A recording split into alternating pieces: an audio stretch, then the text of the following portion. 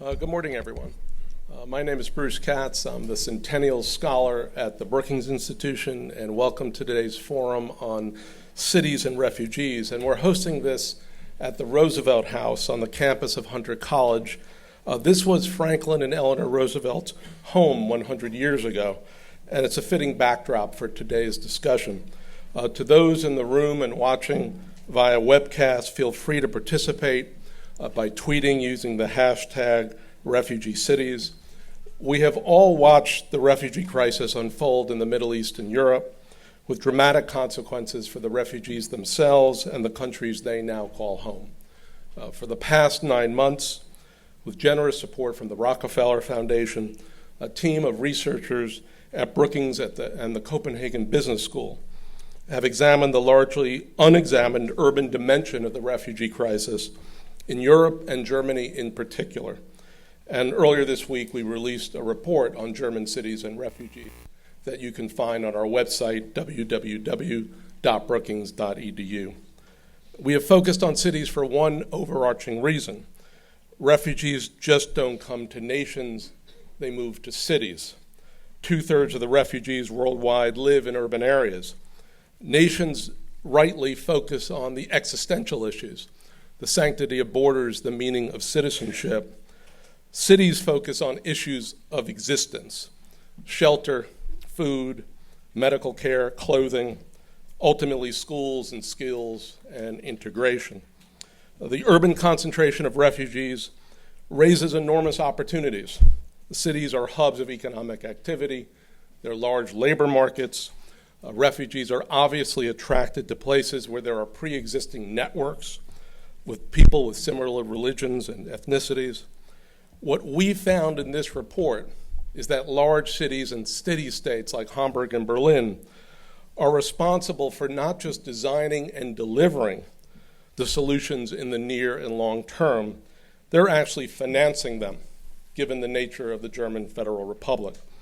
There are obviously challenges. They are very large: population density, lack of affordable housing, the sidetracking of initiatives in these cities as they're dealing with large flows of people. And large waves of migrants can be segregated, creating the possibility of parallel societies. But we also found that in Germany, that large cities and city-states are stepping up. They're innovating in the face of immense challenges. They are developing almost a spontaneous civil society, which is a positive counterpart to the rise of extremist populist parties. In the end, managing the refugee crisis is a challenge of governance, both within cities and across multiple levels of government and sectors of society. So with that, we're delighted that we're joined here today by the U.S. State Department Deputy Secretary Tony Blinken. Before being sworn in as the Deputy Secretary, Tony is well known within Brookings, within the larger Washington establishment, really across the country, for the principal roles that he has played in the national security area really since the 1990s, serving the president, serving the vice president on so many issues of great importance, not just to the United States, but to countries around the world. Tony has been there. Today he's going to provide keynote remarks that will put the conversation today on integration, on refugee reception, on resettlement in a broader context. But before he speaks, we've been asked to play a short video for you. The video was created to help families better understand who refugees are and hopefully to stir compassion, not just in the United States, but in communities across the world whose support and friendship are essential in making refugees feel welcome. So after the video concludes, please join me in welcoming Deputy Secretary Tony Blinken to the stage. Roll the tape.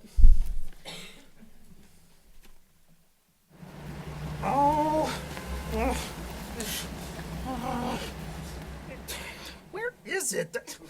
Oh, excuse me, sir. May I ask you a question? Hi, I'm Deputy Secretary Tony Blinken from the State Department. Wow, you have a long name. Mine is short. I am Grover. I am from Sesame Street. Well, hi there, Grover. Yeah, hi. I am I'm trying to find the big unbuilding. And it is so confusing because, well, you know, untied means not tied, and unhappy means not happy. So unbuilding must be not a building. And I have been looking and looking everywhere, and I cannot. What does an unbuilding even look like? No, Grover. It's not the unbuilding, it's the UN building. UN stands for United Nations, a place where nations or countries from all over the world come together to cooperate on important issues. I knew that. You know, this is the week that all nations come together. It's called the General Assembly. And one of the issues we're going to talk about is something really important. Refugees. Oh, Deputy Secretary Tony Blinken from the State Department. I know all about refugees. You do? Of course I do. They are the ones who wear striped shirts and blow whistles at soccer games. No, Grover, that's referee. I'm talking about refugees. These are people who've had to leave their homes because life in their countries was not safe for them. Grover, can you imagine how difficult it would be to have to leave your home? No, I cannot. I would never want to leave Sesame Street. I cannot imagine leaving my apartment or my pet turtle Rufus behind. Well, Grover, sadly, refugees have to leave everything behind. Communities, schools, friends, even all of their favorite things. And all kinds of people are refugees. And even though they come from many different places, they're just like you and me. Oh, like my friends on Sesame Street. We are all different in some ways, but in a lot of other ways, we are the same. That's right. And we all have something to learn and gain from one another, even when it doesn't seem at first like we have much in common. I know exactly what you mean. For example, I am cute and fuzzy and blue. You, on the other hand, well, you are cute enough, I suppose, but not very fuzzy just on the top of your head, and you are not blue at all. But I like you, Deputy Secretary Tony Blinken from the State Department. Well, thank you, Grover. I like you too. Oh, now let us go and tell everyone that refugees are just like us. Let's do it. Yeah!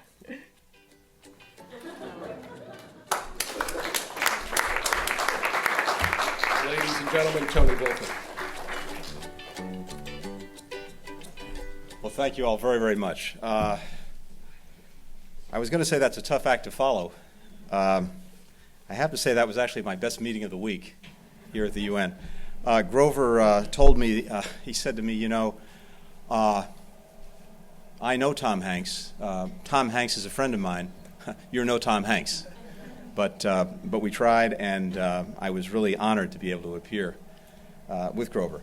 But I'm especially pleased to be here today with all of you. And I want to thank you, Bruce, and thank the entire Brookings team, everyone who's worked to organize the forum today.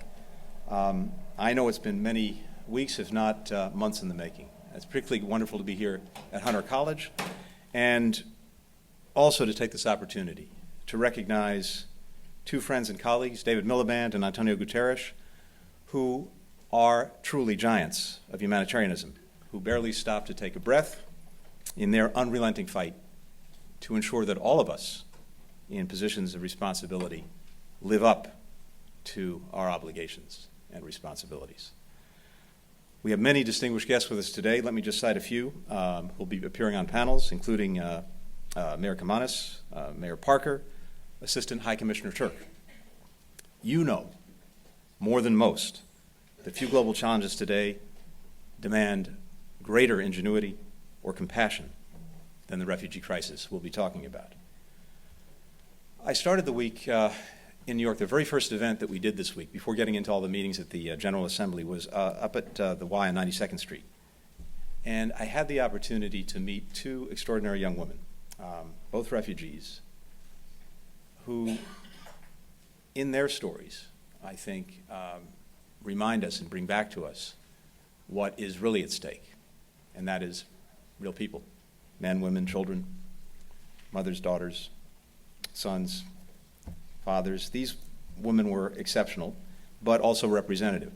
One of them, Zainab, was forced to flee from her native Somalia to Yemen. Then she was forced to flee from Yemen to Egypt. While she was in Egypt, she contracted tuberculosis. She spent a year dealing with that. And then, of course, conflict in Egypt actually forced her finally to flee to her final destination, which turned out to be the United States and Minneapolis. And she came here without knowing a word of English. Today, she is a freshman at St. Catherine's University in St. Louis, having graduated from high school as the president of her class, the captain of her soccer team, and with a 4.0 GPA. Her story is just one of thousands, one of tens of thousands, one of millions, but one we know that reflects so many others. From Eritrea to Syria, Afghanistan to Myanmar, as you know, more than 65 million people have been displaced by conflict, and they've taken flight for their lives. In many cases, they follow the same footsteps that many of our own parents and grandparents or great-grandparents took in search of sanctuary from war and persecution. Now, we throw around words like historic and crisis very easily, especially in Washington. But here we truly face what is a historic crisis. You know, we know, this is the largest wave of human displacement since World War II. And it is remaking the world that we live in. It's changing our labor markets. It's putting pressure on local infrastructure and borders. It's evolving the nature and makeup of our communities. It's affecting our sense of security. But most of all, it's challenging us to live up to our common humanity. 2 decades ago, the typical refugee crisis lasted 9 years before refugees began returning home. Today, on average, the crisis lasts 26 years and counting. 26 years of lost schooling, lost wages, lost livelihoods, lost knowledge, lost traditions. 26 years of worry, of insecurity, of uncertainty. 26 years of desperate prayers and hopes that somehow, some way, a better future will be found. A crisis of this magnitude, even for policymakers at a national level or international level, can be difficult to fully imagine or understand, let alone comprehensively tackle. What I want to do today in putting this in context is to focus on one aspect of the crisis that we're dealing with, and that's Syria. But it's so important to remember that this is a global crisis. And while the headlines are focused on Syria and Iraq and everything emanating from there, we have displacement crises on virtually every continent. And in Europe, almost as many refugees are coming from Afghanistan, Pakistan, and that part of the world as they are from Iraq and Syria. Africa, a dozen countries are in crisis that's forcing displacement. Here, of course, in our own hemisphere, we have Central America and the challenges that poses. But just to focus on Syria and to try to think about how we think about tackling the challenge that it poses. One of the ways we think about solutions is in terms of concentric circles, of which the innermost circle, of course, is Syria itself. There's no way you can look at what's happening on the ground in Syria right now, especially again this week, and not be overwhelmed with grief, horror, and shame. We do have rules of behavior as a global community, hard as that may be to believe right now. The regard for the sanctity of life, for the safety of children, of medical personnel, of relief workers, remains one of the fundamental tenets of our basic humanity, and it is lost at our great and grave peril. Now, in this concentric circle, of course, the fundamental answer is to end the civil war, which is the primary driver of the refugee crisis that is coming from Syria. And my boss, John Kerry, is working basically 8 days a week to try to do that. As we're doing that, we're also trying to put in place a cessation of hostilities and the more effective provision of humanitarian assistance. Because, of course, it's violence itself and the absence of basic services and basic sustenance that is pushing people out of Syria. We won't stop working toward that goal, the goal of an end to the civil war and a transition in Syria, no matter how slow, how agonizing, how seemingly impossible the process. Because we know the alternative to diplomacy is more violence, more suffering, and ultimately more pain. But even as we're doing this, we know that if Syria is to have any chance at building a coherent future, the task of building that future is going to fall to the millions of Syrians who fled to neighboring countries, to Turkey, to Jordan, to Lebanon, countries of first asylum, and the second concentric circle that we're looking at. Now, you all know this is not the first time that these countries have had to provide sanctuary. But unlike in past crises, and as we heard from Bruce, the vast majority of refugees are settling not into camps, but into cities and towns. As a result, local communities that have generously opened their doors, shared their public services, welcomed children into their classrooms, are under extraordinary stress and burden. And the level of need continues to vastly outstrip available resources. The humanitarian community, long accustomed to providing shelter, education and food, medical care to displaced populations in fixed locations, is working overtime to try to adapt to this reality, to focus on scaling up existing services in urban areas rather than relying on handing out aid or creating parallel services. On one visit to the region, I spent some time with one of the remarkable institutions that is helping refugees adjust. This was in Beirut, and the organization in question this time was Caritas, and they are truly extraordinary. And so many of you I know have had this experience, but going from room to room, talking in one room to the men, in another to the women and wives, mothers, and finally in a third to the children, it really brings home the different facets of this crisis and actually illuminates some of what we have to do. The men, when you talk to them, I think the single word that I would use to describe the feeling in that room was depressed. These were men who had been productive members of their communities and societies who had been stripped of their dignity because they were unable to work and provide for their families. And you could feel this extraordinary heaviness in the room from that loss of dignity.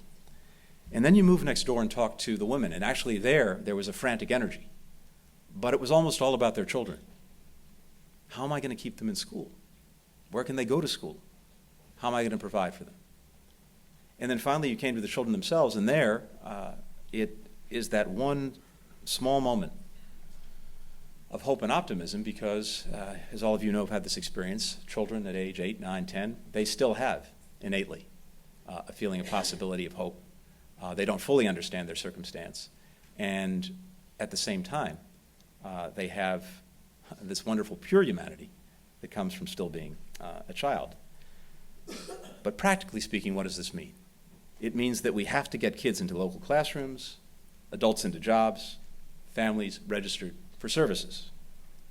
And we know, and you know, those of you who have been grappling with this, you know that it's easier said than done, especially in the midst of crisis itself. Across the region, more than 3 million children are out of school. Many of their parents don't have access to legal employment, a reflection of how hard it is for local leaders to provide jobs for their new residents when their own nationals don't have one. In Lebanon, somewhere between 20 and 25% of the population are now Syrian refugees. There are as many Syrian children in public schools in Lebanon as there are Lebanese. Just think about that for a second. Think about what that would mean here. And just the number alone, 20 to 25% of the population, that would be as if the United States had taken in the space of 6 years, 70 or 80 million people. You all know the debates we're having about taking in 10,000 Syrian refugees for formal resettlement. Now, despite these challenges, which again are almost hard to conceptualize and to fathom, our country partners are making heroic efforts. Turkey has already enrolled 325,000 refugee children in school. It aims to top 450,000 this school year. In January, Turkey passed legislation that grants Syrian refugees access to legal employment. They've already issued thousands of work permits. Jordan is expanding schools that have double shifts to accommodate 50,000 more Syrian children. They've already issued work permits to more than 28,000 Syrians, and they hope to scale that up to 200,000 Syrians over the next few years. And in Lebanon, the government is leading a back-to-school campaign this fall that aims to enroll at least 45,000 more refugees and non-Lebanese children into formal education in the coming year. We're working to help. We're working to bridge the divide between emergency response and long-term development efforts, which can strengthen the resilience of refugees, but also of the cities and communities that host them. If we're not able to tackle both sides of this equation, supporting the refugees themselves, but also supporting the communities that host them, this will be quickly untenable. And here's where we really have to enlarge our thinking and change our thinking, and we're doing it. There's been a divide in the way we approach these problems. David knows very well. Antonio knows very well. All of you know very well, between a humanitarian response to an immediate crisis and a development response to help put in place the necessary infrastructure to allow people to move forward and succeed. We have to collapse that divide in our own thinking, in our own approach, in our own financing, and we've been working hard to do that. Access to jobs, to markets, to education, to skills training, these are all critical means of enabling refugees, no matter where they find shelter, to actually cover their cost of living.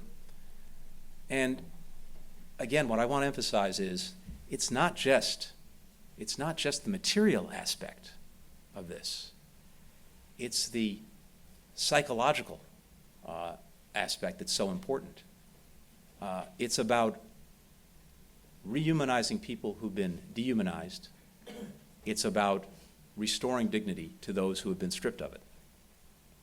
Since the start of the crisis, the United States has provided about $5.6 billion in humanitarian aid to the response inside Syria and across the region, in addition to development assistance to Jordan and Lebanon.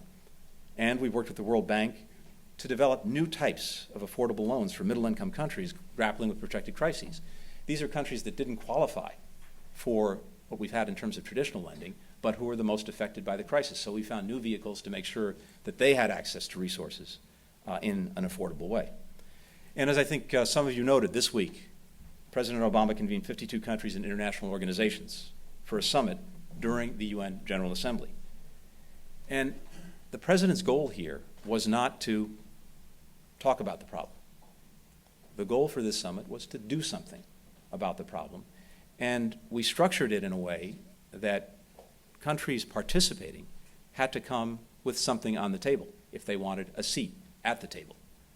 And there were three areas that we focused on: bringing more resources into the international humanitarian response, getting more countries to participate in that effort. And we succeeded significantly in getting countries to put in significantly more resources than they had in 2015. Second, a commitment from countries around the world to overall double the number of refugees over the next years who are resettled in their countries. And that means everyone has to take part, including the United States. And we received significant commitments in that regard as well. And finally, we asked countries to come and pledge that collectively they would provide 1 million more seats in school for children and 1 million more legal employment slots for adults over the next year. And there, too, we met our mark. But we also know that the scale of this crisis so vastly exceeds the capacity of national governments that we have to reach out to different communities, and we have to work in partnership. We also had a rather remarkable session with 51 American businesses, large and small, answering a call to action on refugees, committing more than $650 million, educational opportunities for 80,000 refugees, employment opportunities for 220,000 refugees. And Interaction, the largest U.S. alliance of international NGOs, pledged $1.2 billion in private resources from 31 of its members over the next 3 years. All of this, galvanizing these resources, is vital to helping shore up an international humanitarian response system that, for all its extraordinary efforts, is, frankly, overstretched, overburdened, overwhelmed. So, in these bright moments, in these positive moments, I think we find a reflection of who we are. This is who we are, and this is what we have to do. And I say this in the context of a time when some in the United States and around the world seek to demonize refugees. But we know that inclusion and diversity remain a profound source of strength, growth, and renewal for our communities and for our cities. Which brings me to the the third concentric circle, the United States and Europe, where indeed these heated debates are taking place over how we should respond to this crisis. Now, in Europe, of course, the crisis is literally at the doorstep of cities, towns across the continent. And I think what we've seen exposed in part is a profound lack of self-confidence that's precipitated a painful search for identity. On both continents, some have reacted by stoking fear, demanding walls, while others have taken a firm stand against hate and bigotry. One of the brightest lights of all in Europe, Chancellor Merkel, has refused to cave to these undercurrents despite the political cost. Instead, she has firmly upheld our common values of tolerance and openness, values that ushered in an unprecedented era of peace, prosperity, and progress that overall, as the President talked about yesterday at the General Assembly, overall the world enjoys. And then on Tuesday, as many of you saw, Mayors de Blasio, Hidalgo, and Khan of New York, Paris, and London wrote together in the New York Times, championing diversity and sharing the work that they've done to make every resident feel at home in their cities. They described municipal ID programs that have expanded access to services, giving residents a sense of belonging and recognition that also gives them a stake in the success of their communities. More than most, these leading mayors recognize that protecting cities means both maintaining robust security, but also investing in the integration of refugees and immigrants, not one without or above the other. As Bruce said, and as you'll hear shortly, so much of the innovation that is taking place in thinking about and acting on how to deal with this refugee crisis is taking place in cities because, as we heard, this is really where the rubber meets the road. And it is this kind of experimentation and action and practical solution finding that ultimately is going to be the answer to this problem. In a sense, we have to think in terms that are more Athenian than Westphalian in approaching this problem. For those coming to the United States, refugees, as you know, are subjected to the most intrusive, rigorous vetting and review procedures imaginable. Entering the United States as a refugee is the absolute worst strategy for someone who wants to come to pursue doing damage to the United States and to our citizens. Since 1975, we have provided a new start to more than 3 million refugees through formal resettlement. And that is a number we are committed to growing. On Tuesday, President Obama announced that in the coming fiscal year, which starts next week, the United States will welcome and resettle 110,000 refugees from around the world, nearly a 60% increase over 2015. Now, faced with the scale of the crisis, the magnitude, I know these numbers can seem small. And it is extraordinarily challenging to work through the system in which we have to, again, focus on our primary responsibility, the security of our fellow citizens, with our obligation to people in need. But we are working through it. We are raising the bar, and in the time that we have left, we'll continue to do that. But ultimately, the success of the U.S. resettlement program over these decades really lies, again, in the generosity of our cities and our towns, because there, too, that's where this really takes place. The process is defined by continuous proactive consultations between authorities and organizations at the national and local levels. Federal money comes into a local community to fund services for refugees, but it's local organizations, churches, volunteers who determine how the funding will be balanced with private resources to serve new arrivals. Today we have refugees being welcomed by more than 300 local resettlement organizations in 175 communities across the United States. You see headlines about certain states, governors saying no. What you don't see, what you don't read about, is everyone who is saying yes. And for every one rejection that we get dozens saying, how can we help? What can we do? Our arms are actually open. And that, despite what we see and feel every day, gives me a source of hope and optimism that the basic humanity that really is in question here is actually standing up and flourishing. I had an opportunity a few months ago to visit one of these organizations in Oakland, California. And among the people there were two young brothers from Afghanistan. They'd fled the Taliban. They'd come to the United States by way of Russia. These young men, Kamal and Jalal, were Muslim. I met them sitting in the office of Catholic Charities of the East Bay, and they'd been resettled by Jewish Family and Community Services. Despite arriving without a word of English, only a few months prior, they were speaking to me very, very fluently and comfortable in their new lives and even in new jobs. Like Kamal and Jalal, the refugees who arrive on our shores bring, as all of you know so well, energy, dynamism, a desire to work hard, a deep appreciation for the blessings of freedom and democracy. And we can all play this thought experiment, but it's worth doing. Imagine for a minute what our own country, and we can say this across the board, but for what our own country would look like without them. Without Sergey Brin, there's no Google. Without Albert Einstein, there are no world-changing theories on physics.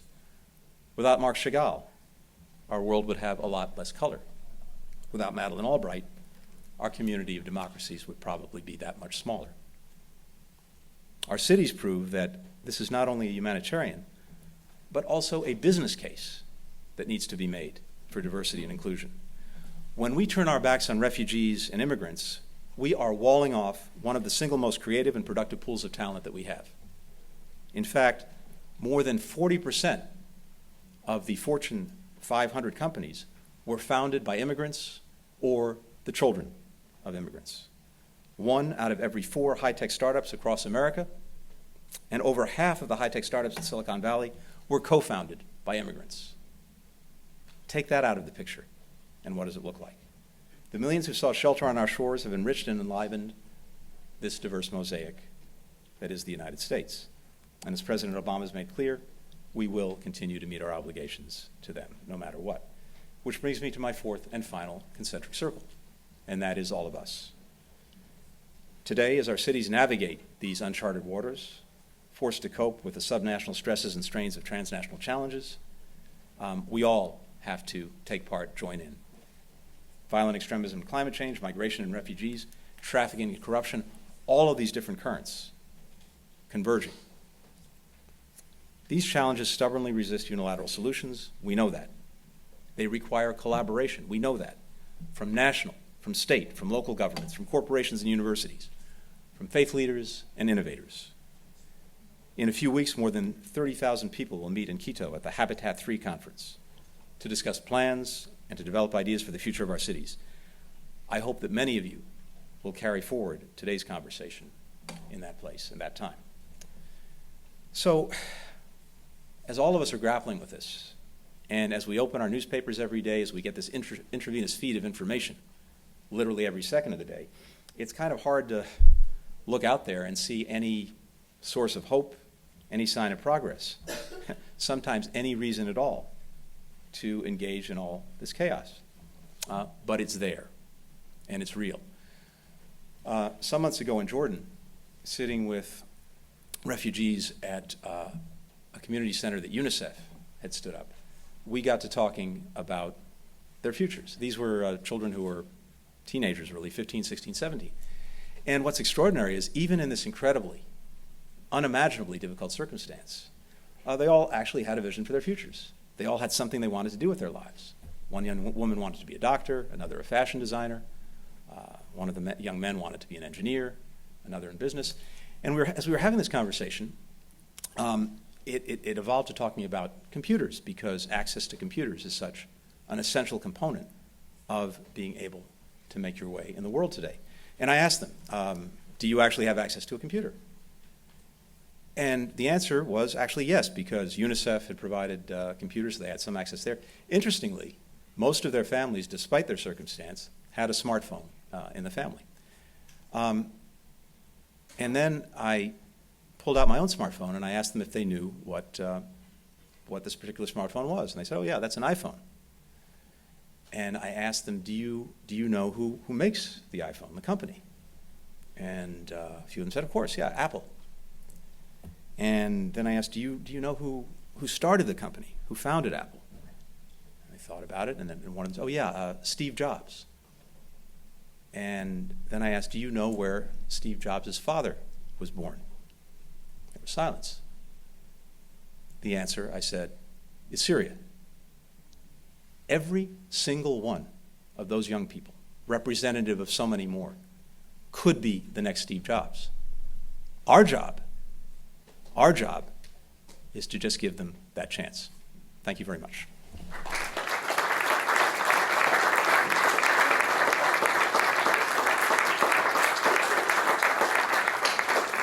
Well, good morning, ladies and gentlemen. My name is David Miliband. I'm the President and CEO of the International Rescue Committee, which is a global humanitarian charity. Just before you go, Tony, don't go. I'm about to say something nice about you, so don't go. You've got to stay for this bit. We are a global humanitarian charity, and we run refugee resettlement in the United States in 29 US cities. And Tony, I just want to say thank you for the leadership that you've shown in your time as Deputy Secretary and also in your previous roles. I know from your family background that you were brought up with the right values, and you're turning those values into practical action. And I really, on behalf of the IRC, want to thank you for that.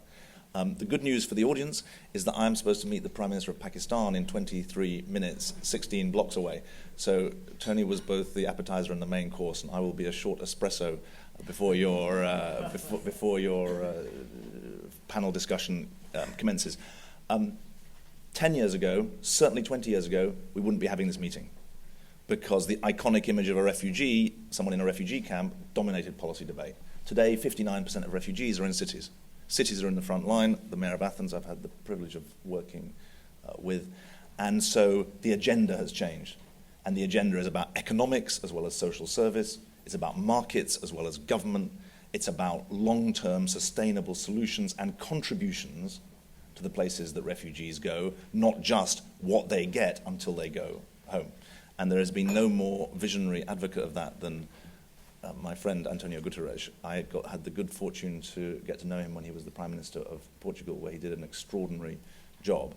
And his leadership of the UNHCR, which I had the benefit to see the latter part of when I joined the IRC, was really stellar. And the fact that you are still carrying the torch for the humanity and for the progress that you've stood for in those two previous roles, I think is really marvelous. My point today is twofold. First of all, that this week was significant because both ends of the refugee crisis, what's happening at source in the fragile states to which people are fleeing, and what's happening in refugee resettlement, both ends of the challenge are being addressed. And secondly, people have not been afraid to talk about the politics as well as the policy agenda. That's why this week has been significant. We've not solved the problem. We've got a massive challenge ahead, but I just want to reflect on those 2 points very briefly. First of all, both ends of this. Let's not forget that the reason people in Kenya or in Lebanon or in Afghanistan are furious about conferences on the quote-unquote European refugee crisis is that they believe they've had a refugee crisis for 10, 20, 30, 40 years and no one's paid any attention to it. And they believe that it was only when tragic scenes on the shores of Europe got the media's attention that the world started paying attention to the refugee crisis. And they've got a very good point. 86% of the world's refugees are in poor countries, not in rich countries. I live in New York now, but my country, the UK, is convulsed by this debate about 9,000 people in Calais, as if that is the greatest part of the refugee crisis. It's not. And so I believe that the discussions you're having today are important, not just for Athens or Barcelona or Stuttgart or Hamburg. They're important for Nairobi. They're important for Islamabad. They're important for Addis Ababa. They're important for Istanbul. And we've got to see all sides of it. Striking to me is that the humanitarian aeroplane has for a very long time had one wing, a social services wing. I think we can now say that the economics of humanitarian intervention are beginning to be addressed in a serious way. The World Bank's concessional financing facility is big news. The entry of the World Bank, rewriting its mandate so that fragile states that are not poor can nonetheless receive World Bank assistance, is a big deal. Tariff-free access for Jordanian products into European markets is a big deal. The beginnings of a private sector rally that Tony Blinken talked about on this issue is a big deal. The challenge is now to exploit it. Just to give you one example, labor supply from refugees is a really tough issue. We know this in Jordan. There are cultural issues, there are legal issues, there is real fears amongst refugees of taking jobs. And this is in the cities, we're not talking about camp-based systems. So I believe that we're beginning to get a balance, at least in the policy debate, about the economics as well as the social interventions. And I just want to give a shout-out to the importance of cash delivery, either in, not literally wads of cash, but financial support for refugees, because the most proven way of helping refugees and helping communities is to distribute cash.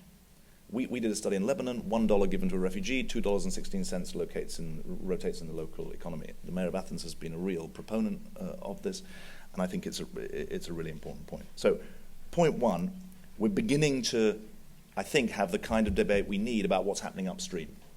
Let me just talk about the refugee resettlement side of this, because in 29 US cities for 60 years, the IRC has been resettling refugees. And there may well be lessons for Europe in this. Number one, there's no choice between values and security. There's proper vetting. And those of us in the humanitarian system shouldn't be ashamed of that. We shouldn't be afraid of it. We shouldn't decry it. We should call for it to be more efficient and take less than 12 to 18 months to do the vetting, but we should be perfectly proud of it. Secondly, jobs. It's interesting to me as a European that in our continent, the assumption is you need training before you can get a job.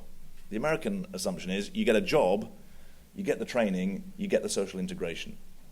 I'm absolutely convinced from the experience I've seen in the US that Europe needs to understand this. If we put people in training pens for 6 months, 9 months, a year before they're going to get a job, it's not going to happen.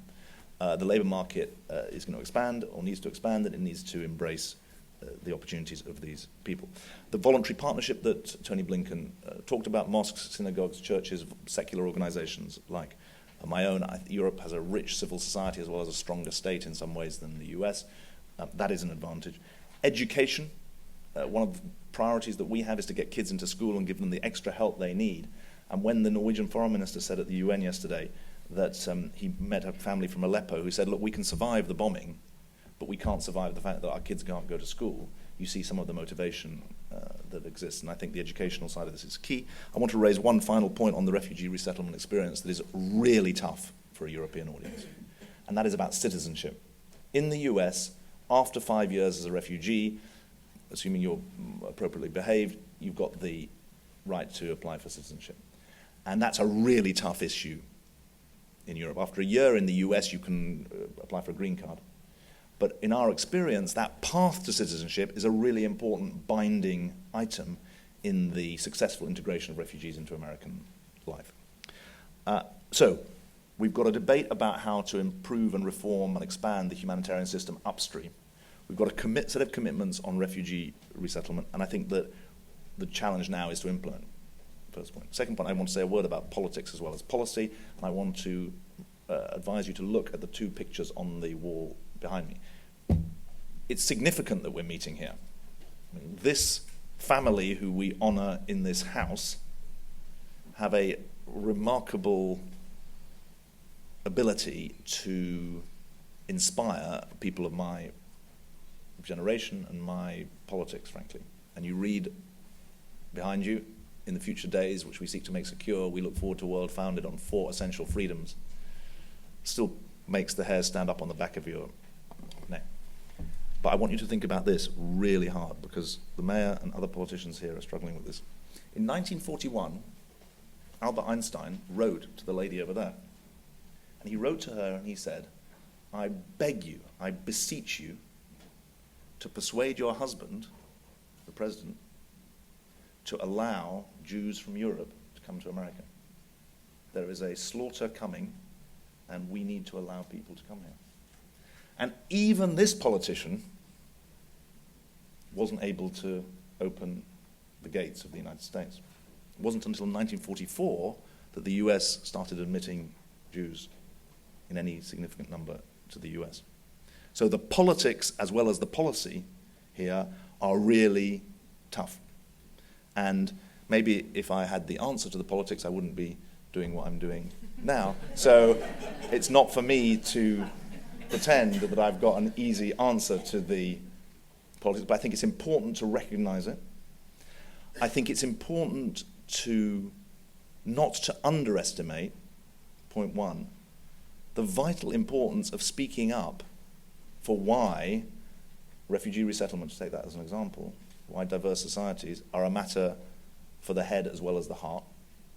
And the words that have been used by various leaders today, this week, matter.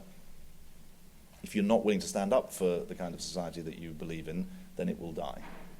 Second point, it's imperative not to demean or brush off the fears and the concerns of those who have concerns.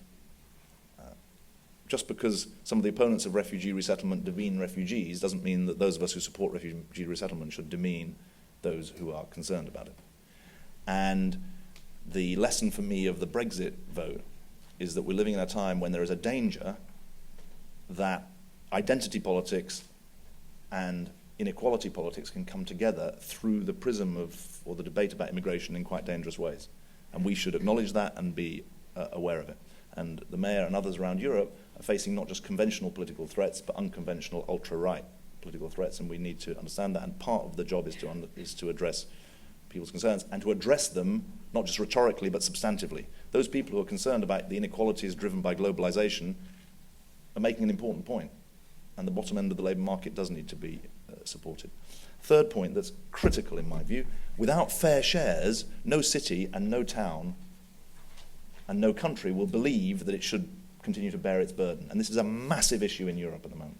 The relocation scheme from Greece has relocated less than 6,000 people. There are still 45,000 people stuck in Greece. Some of them we're serving, 20% of them get water and sanitation from us. Some of the conditions they're facing are dreadful. And there's got to be a fair distribution, and that's why the US number is good, the rise to 110,000, 25,000 Syrians, but it's not, let's not think that we're done, thank you very much, American government, that's the end of it. The pressure needs to keep up on the US to match the kind of standards that Canada and other countries have set, and we need to do the same kind of job in Europe as well. I really am going to be interested in how your discussions conclude. I hate coming along to meetings, speaking and then leaving, especially when I don't take questions, but I hope you'll take my apology in good faith and let me sort of dash out and give my excuses if I'm late for my next meeting. Thank you very much indeed.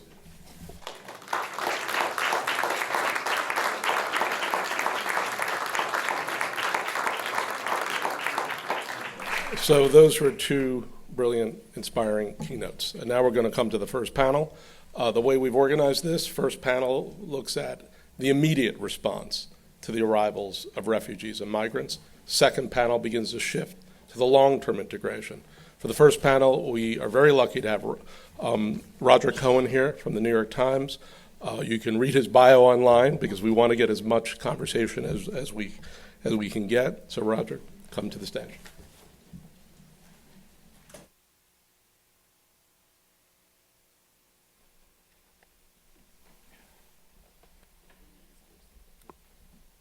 Good morning. Is this mic working? No. Is the mic on? Yeah. Good morning, everybody. Well, thank you, Bruce, Tony, and David, for setting the scene so effectively. Having covered the war in Bosnia, having been in Lesbos, Germany, other places where large numbers of refugees are arriving, I know, and I think we all know, that you don't become a refugee because you have a choice. You become a refugee because you no longer have a choice. You don't put your children in a rubber dinghy on the high seas because you have an alternative. You do it because the alternative is to die.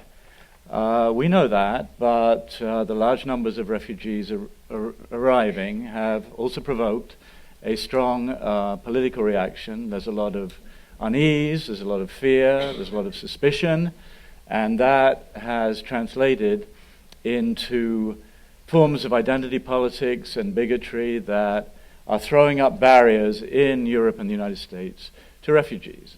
And on the front line of this are local actors, are cities, and people working in cities, in schools, in local communities. And that's what we want to try to get at on this panel. And I'm joined here by the Honorable Annise Parker, 3 times Mayor of Houston. She was at the forefront of the remarkable achievement of Houston at the time of the Katrina disaster in settling very rapidly a very large number of people who had lost their homes. Next to her, Kutaiba Idelby, from Damascus, twice arrested, tortured, and been here in the United States a little over 3 years, and he's the co-founder of People Demand Change. Next to him, Arndt Burkhoff, the co-founder of Hanseatic Help, and he's been on the front line in Hamburg. And finally, Philip Appel, the manager, Corporate Partnerships and Foundations, Save the Children, Germany, who has been very active in Berlin. And Arndt, if I may, I'm going to start with you. So what's been going on in Hamburg?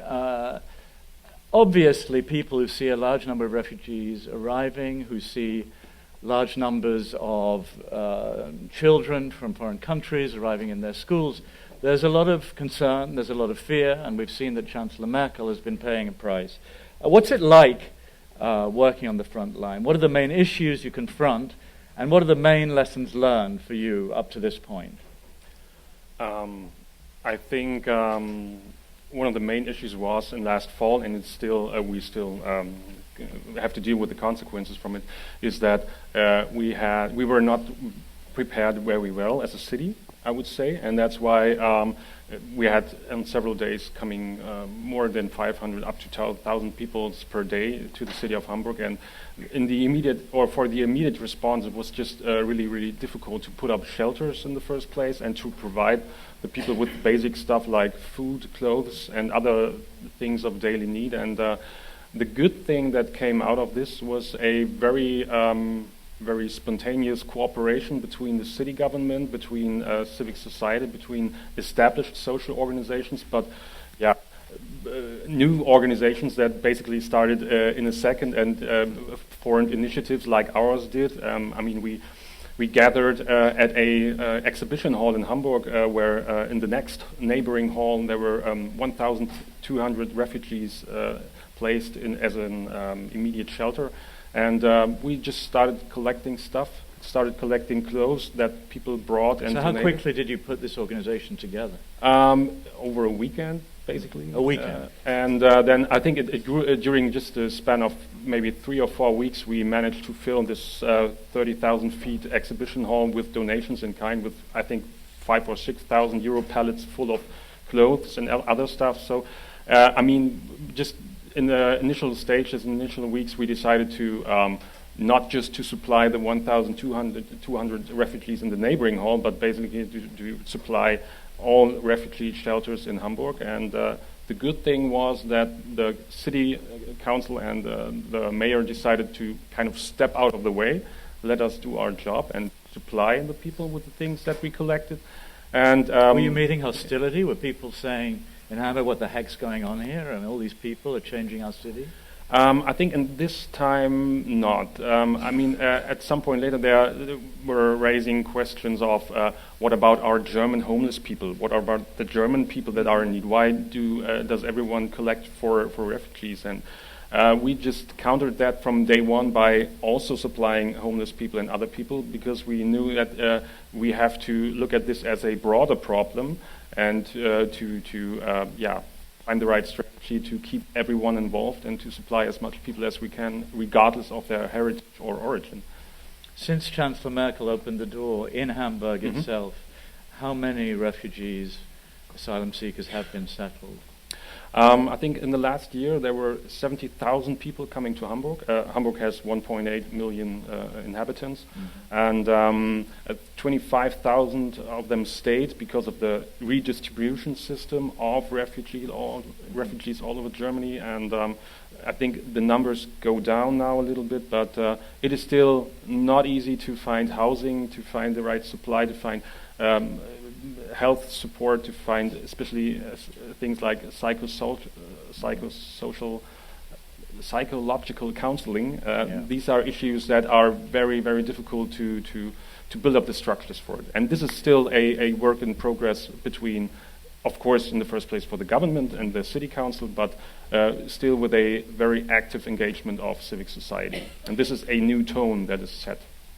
Philipp, if I could bring you in here. I was in Berlin at Tempelhof Airport some months back, and it was an extraordinary sight in these vast disused airport hangars, seeing thousands and thousands and thousands of refugees who had been temporarily settled in those airport hangars. Really a challenge of huge scale. At this point, how is that process going? And we all know that in Berlin, the Chancellor suffered a political setback just recently. Would you say there's a very powerful political reaction that's set in against your efforts?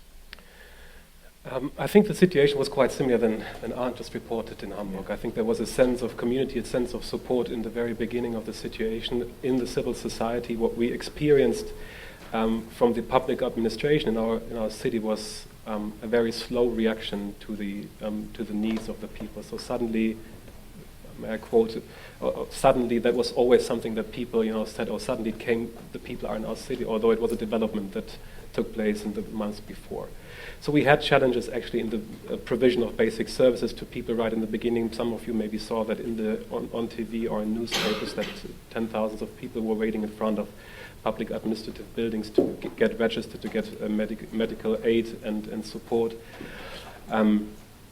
So that was a major challenge, but at the same time, civil society stepped in, supported, and tried to do its best. And as you said, also the hangars of Tempelhof Airport are filled with people, but what we see currently that there's the Balkan route, as we call it, is closed, so the figures are going down. We are facing some kind of normalcy in the crisis, trying to adapt our systems to provide services to kids and their families in this facility. Still, there's hostility. No, there's not real hostility, but political parties are using the refugee crisis to mobilize their voters. And there's, as you said, last week there was an election in the state of Berlin, and we have 15% of the voters gave their vote to chauvinist, xenophobic parties, and that is a real challenge. Alternative for Deutschland. Yeah, Alternative for Deutschland. They are using that situation, and now it's very important that the state actors, that the parties, the democratic parties, unite and really try to translate what Chancellor Merkel said into real policies that really, provide access to education, access to healthcare, access to further integration measures, integration to the job market, and also access, especially for young people, to schooling, which is, the most important thing, as we all know, for a proper integration into society. And have there been any bad incidents? Sorry? Have there been any bad incidents in Berlin of the kind that occurred in Cologne, or the attack with the axe on the train? These things, unfortunately, stick in people's imaginations often more than the remarkable achievement in having 1 million newcomers to Germany adapting to life in Germany. As far as I know, these major incidents haven't taken place, but we have to be careful when there's a certain tension under the surface that among a lot of people that see now refugees are coming to our city, what's happening with us. So as Arndt said, it's very important to also not just support refugees, but rethink our strategy towards social integration of bigger parts of the society. And if you go to different... what do you mean by that, rethink it? In what way? If we have a look at our expenditure on education and how well funded our schools in Berlin are, there are major challenges to integrate kids from not so well off families into the education system. That is a major challenge, and and education system faces the challenge of integration also without the current refugee crisis. What do you think of David's suggestion that the whole job market in Europe is upside down? In the United States, you come here, you get a job, you adapt, you learn, and you have that framework of being part of working society. In Europe, with its more extensive welfare state, there's the idea, no, we've got to get these people first to adapt and prepare, and meanwhile, of course, they're still off on the side. So, do you think that's a realistic policy target to change the job market in Europe to reflect that suggestion? At least it's a challenge. What experts say, in the German system, people need up to 7 years to really earn money, and if we 7 years. Yeah, so German classes, then proper vocational training, which usually takes 3 years. I mean, 7 years is maybe a high number of years, but some people, some kids or youngsters are out of school for the last 3 years. I mean, they arrived into Germany, but they also have a history as a refugee and couldn't go to school maybe in Syria or outside Syria, for example. So there is they have to catch up to be properly integrated and serve also the needs of the German job market. And I think David is right in that. We need to give them opportunities to receive training and to receive schooling, but also to open the job market for people to earn. Bring those 7 years down to a few months, maybe. I mean, 7 years is also will challenge that, but if we have to bring it down to offer to integrate not only but to integrate also through the job market and provide opportunities. And this is a challenge in Berlin. So we have high unemployment rates in the city. There's no industry due to historical reasons. You all might know it used to be an island, this city, so it will be hard to integrate refugees, but we need to open the market and to make things more easy for also the recognition of expertise that people, got in Syria or elsewhere before they entered Germany. Yeah. Kuteva, what's it been like as a Syrian who's been arrested, tortured, seen friends of yours killed by the Syrian security services, so-called? When you tell people in the United States about your experience, do their eyes glaze over? Do they register what you're saying? I think they do. I mean, part of this, I think, living what I lived through in Syria and being grown up here and coming here, I think the challenge was more as kind of being the messenger between people in Syria and people over here, explaining to people in the U.S. what is it like to live in Syria, raised up there under dictatorship, leaving Syria, going through all the trip. I traveled through Lebanon, Jordan, Turkey, Egypt, United Arab Emirates before I end up here. And then trying to explain to people also back home what does it mean to be here. Because also you have, on both sides you have people here getting their perspective from what they hear on the media, but also people overseas getting their perspective of what if they've seen in the past maybe 15 years, and also they hear from the media over there. So I think quite of the challenge was just being the bridge of explaining what it means on both sides. Surprisingly, even for me, I think people, were very responsive.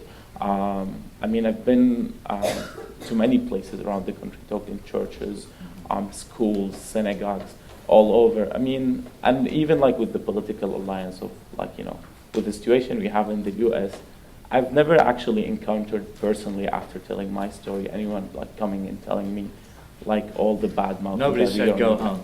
No. I think. How do you explain more than 30 governors? That's a lot, saying they don't want any Syrians. I think it's the fact that probably they haven't met any Syrian before. Ignorance. Yes. I think ignorance is mainly our problem.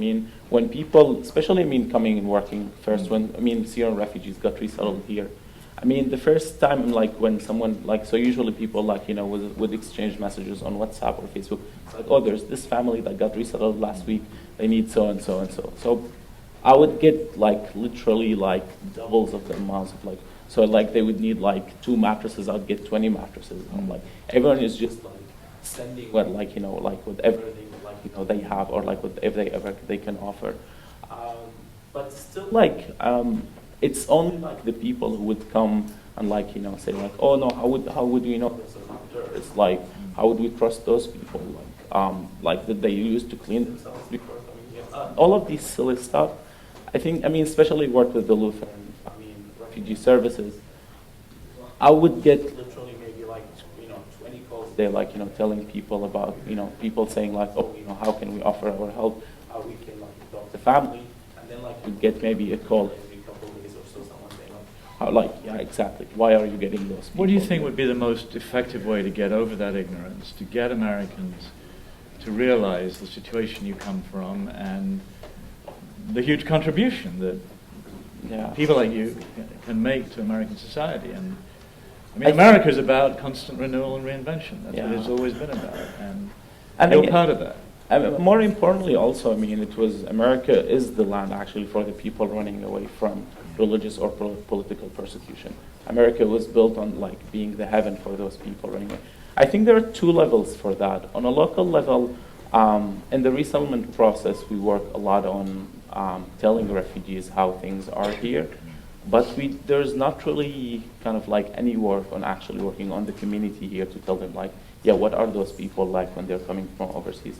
I've seen only actually two cities in the U.S. where actually resettlement agencies design kind of a booklet where like refugees are being resettled. They go to those neighborhoods, have community meetings, or they distribute those booklets around the neighborhood just to tell people actually those are like what refugees are, like the situation in their countries, their religion, everything, their social background. On another level, I think what we are missing is a lot of political will and political action, and actually political leadership for the people, to come out and be supportive for for the refugee cause. Bobby always raised the example. We've seen, for example, President Obama bringing Obama a child who was sick with Ebola to the White House, hugging him. It's kind of like a media campaign, show people no, this is something we need to deal with. But we haven't seen that. In the past 8 years, President Obama or First Lady Michelle hugging it like a refugee child, or actually showing the human face of what refugees are.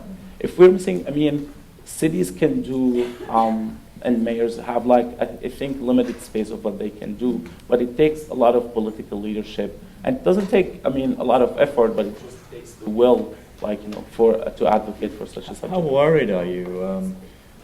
Donald Trump's son has used the image of a bowl of Skittles candy and said, the thing with you guys is you take a fistful of Skittles and they're going to be 2 or 3 bad ones.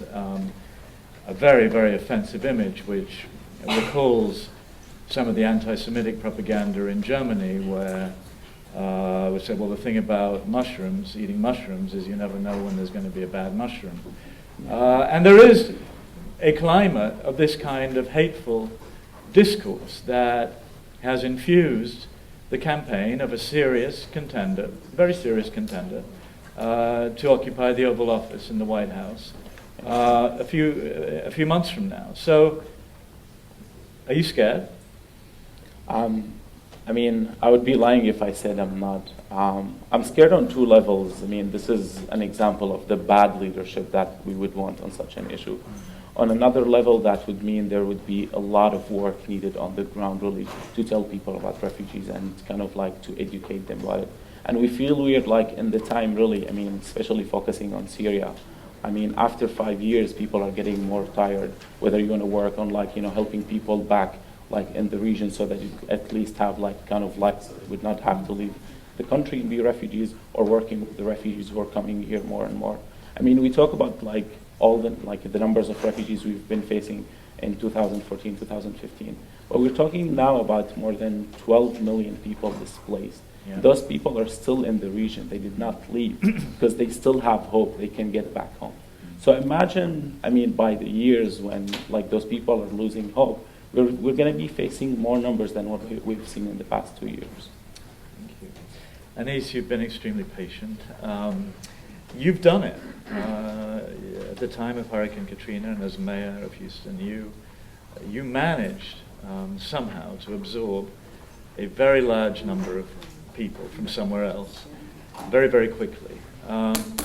What are the key lessons of that? How did you do it? What are the elements that are required for this kind of successful, rapid integration of large numbers of people arriving from somewhere else? Well, first let me say that while I was in local office in Houston, at that time it was my predecessor, Mayor Bill White, that was actually the point of the spear and managed most of that. But we had some distinct advantages. There were some 250,000 people who came from New Orleans and South Louisiana into the greater Houston area. But we viewed them as our cousins, our family, our neighbors. There were no language barriers, and there were cultural ties. In addition, if that had not been the case, would it have been much more difficult? I'm going to get there. In addition, there's a little bit of the there but for the grace of God. We are all, coastal communities understand natural disasters, we understand hurricanes, and so there was an expectation that you help your neighbor. But in the larger context, Texas takes in more refugees than any other state in America, and Houston takes in more of those than any other city in Texas. 1 in 4 Houstonians is foreign-born. The majority of Houstonians come from someplace else. So when you have a community of newcomers, it's much easier to integrate a new influx of folks. Because we are and have for decades been accommodating, again, people from all over the world, we have structures in place. But 250,000 people coming in a matter of a week or two can overwhelm anything. So you have to have the political will. The difference now is that, well, I'm going to back up. Cities are where ultimately refugees, migrants end up. And what's happening now in the United States is that at the federal and state level, it's a matter of politics. At the local level, it's a matter of people. And at the state level, they're viewed as problems to be housed and fed. At the local level, they're people who may have challenges, but they also have skills and assets. And we learned a long time ago to view them that way. Currently, I'm now out of office. I currently work for a local nonprofit, Neighborhood Centers, which came out of the settlement house movement. So we are in this space working on this issue. You have the initial response, which is you have to have a landing pad. And then you have the next tier response is how do you get them to, as our mantra is earn, learn, and belong. Get them on the off-ramp and get them out of, earn, learn, and belong. Get them out of the off, get them onto an on-ramp and into community. Both with earn first. Earn first. That gets back to the problem in Europe. Particularly that sense of self-worth. Yeah. Now, obviously, when you're without earning, you can't get self-worth. You can't get self-worth, and you also can't really integrate back into community. The other thing we know is that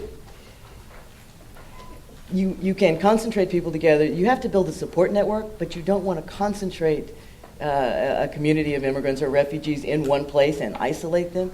You've got to get them, again, onto the on-ramp into the community and embedded in the community so that whether they are assimilated, they are not, they are integrated. This sounds like the exact opposite of the European approach. And part of that is the structure of our community. Houston being in Texas, we've been dealing with immigrants across our southern border. A significant number of Houstonians are immigrants from south of the border, documented or not. And Mr. Trump wants to stop that. Hey, good luck. Not going to happen. So we have accommodated. But if you think about it, the United States, after Vietnam, and I'm intimately familiar with what happened after the fall of Vietnam when we brought in, 170, 200,000 Vietnamese. My family was a host family. There was a national consensus. We felt a sense of national shame. But how did it happen? It happened in small groups through churches across America, and very quickly getting them spread across the country and into community. It's the personal connection. We have a fundamentally different system of getting people into the workforce. And I think, mayors across the country are stepping up over and over again and saying, we'll take refugees, we'll take immigrants. We understand what the issues are. We would like to have the resource help, but in cities we don't just step over people. We give them a handout and a hand up and try to work with them. I'm going to throw this open shortly, so if you have a question, do prepare it, please. And I saw you shaking your head a little bit on the America has it right, Europe has it wrong front. What was that shaking of your head about? If we would be in a laboratory, that might be right, but we have this very, very fragile situation where it is maybe not wise just to crush traditions and to say, now we have a new solution. We have to see how we can connect a new development with the old traditions. That means regarding the vocational training system in Germany, which is established over maybe even thousands of years. So there is a huge understanding of this is working properly. So we wouldn't do any good to the refugees if we would just throw it away and say, okay, now we take off all barriers to get into jobs.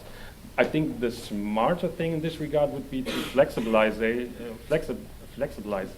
in that way that you can do part-time vocational training, for example, and go on with integration courses, language classes on the other half of the day. So just to make some kind of agreements. Can that be done on the local level, or does it require national legislation? Right now, there's a program running that is kind of a pilot program that tries it. It will start actually in Hamburg in the next few months, and this is there has to be some funding from the federal level, but it has to be instituted and tried as a pilot project on the local level. So it is also in this regard very important that cities step up and say, we have a conclusion, we could bring it up to the federal level and try to find some department that tries to fund this kind of project and then scale it when it works out.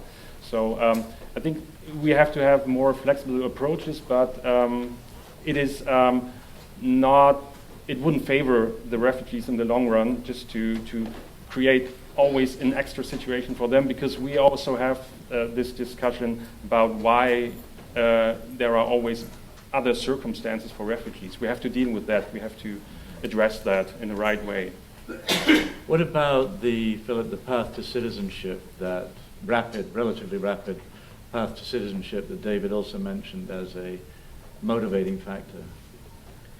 I think rapid access to citizenship without having chances to actually integrate in the first place wouldn't change the scene, I guess. So I would support what also. But I think his idea was that it's a spur to integrate. If you have that objective, that possibility, which is very distant in Europe, do you buy that? I would buy that. Especially Germany is, I think, a hard case and related to that discussion. It's not a long time ago that we actually changed our citizenship law so that after a period of time you can also apply for citizenship without being the son or the daughter of a German parent. So that's quite a new concept to us. But still, it's important that we create pathways for integration before, granting citizenship, so that people have a real chance. And I think that's the challenge. We are politicians, and a lot of people are talking that integration starts with education, but we need to support daily policies on state level, on the various levels of education administration, to really provide schools with funds and means to cater for the needs that the people have today. So that's the whole discussion about, how can we actually turn human rights on one hand into national policies, but then into policies that also matter for people on the ground. So every child, regardless of nationality and whatever, has the right to access education. We are not helping people. We are just giving them access to their rights. And we need to have ways now in our country, in the city administration and also on state level, that really enables people that are working on the forefront to integrate, to support that, and also give the people, the refugees, a chance to actually get access and perform and do their very best and get what they entitled to. Okay, thank you. Who has a question? One at the back there.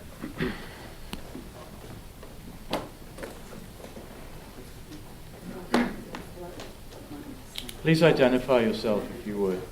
Yes. Hi, my name is Anu Shah. I'm a tech refugee. We're focused on using technology to enable and empower refugees. I work in a nonprofit.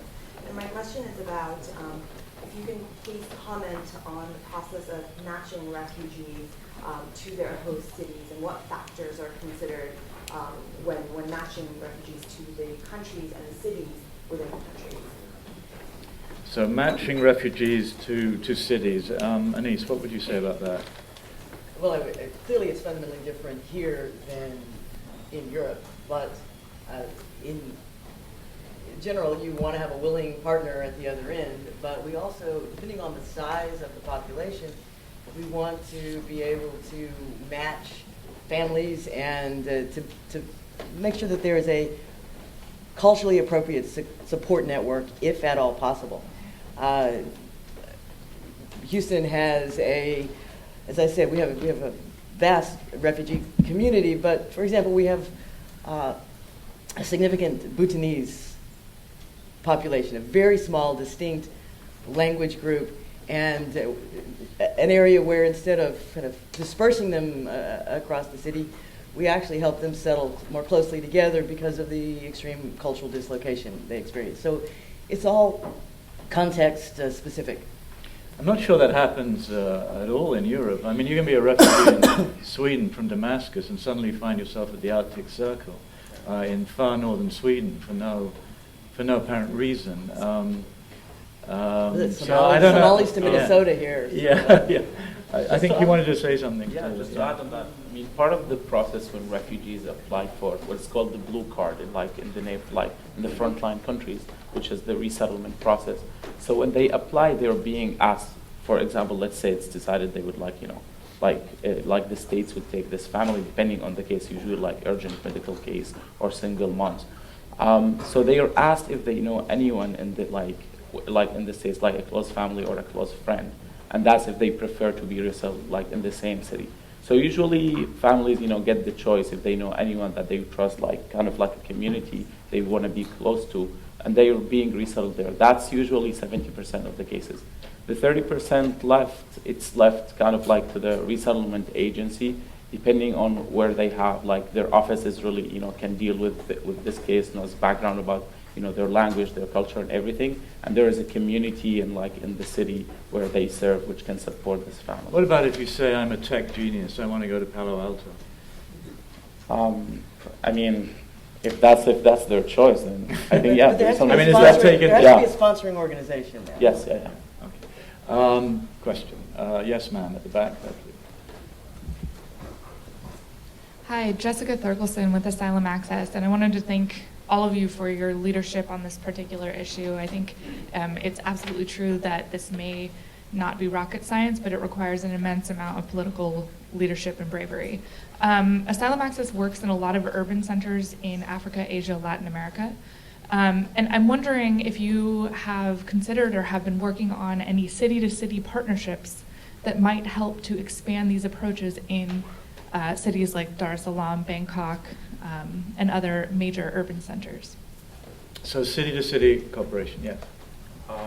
Actually, right now, I'm a member of a so-called transatlantic core group, which was established by several foundations. Sorry, what was the name? Transatlantic core group. Yeah. It was established by several foundations from the United States.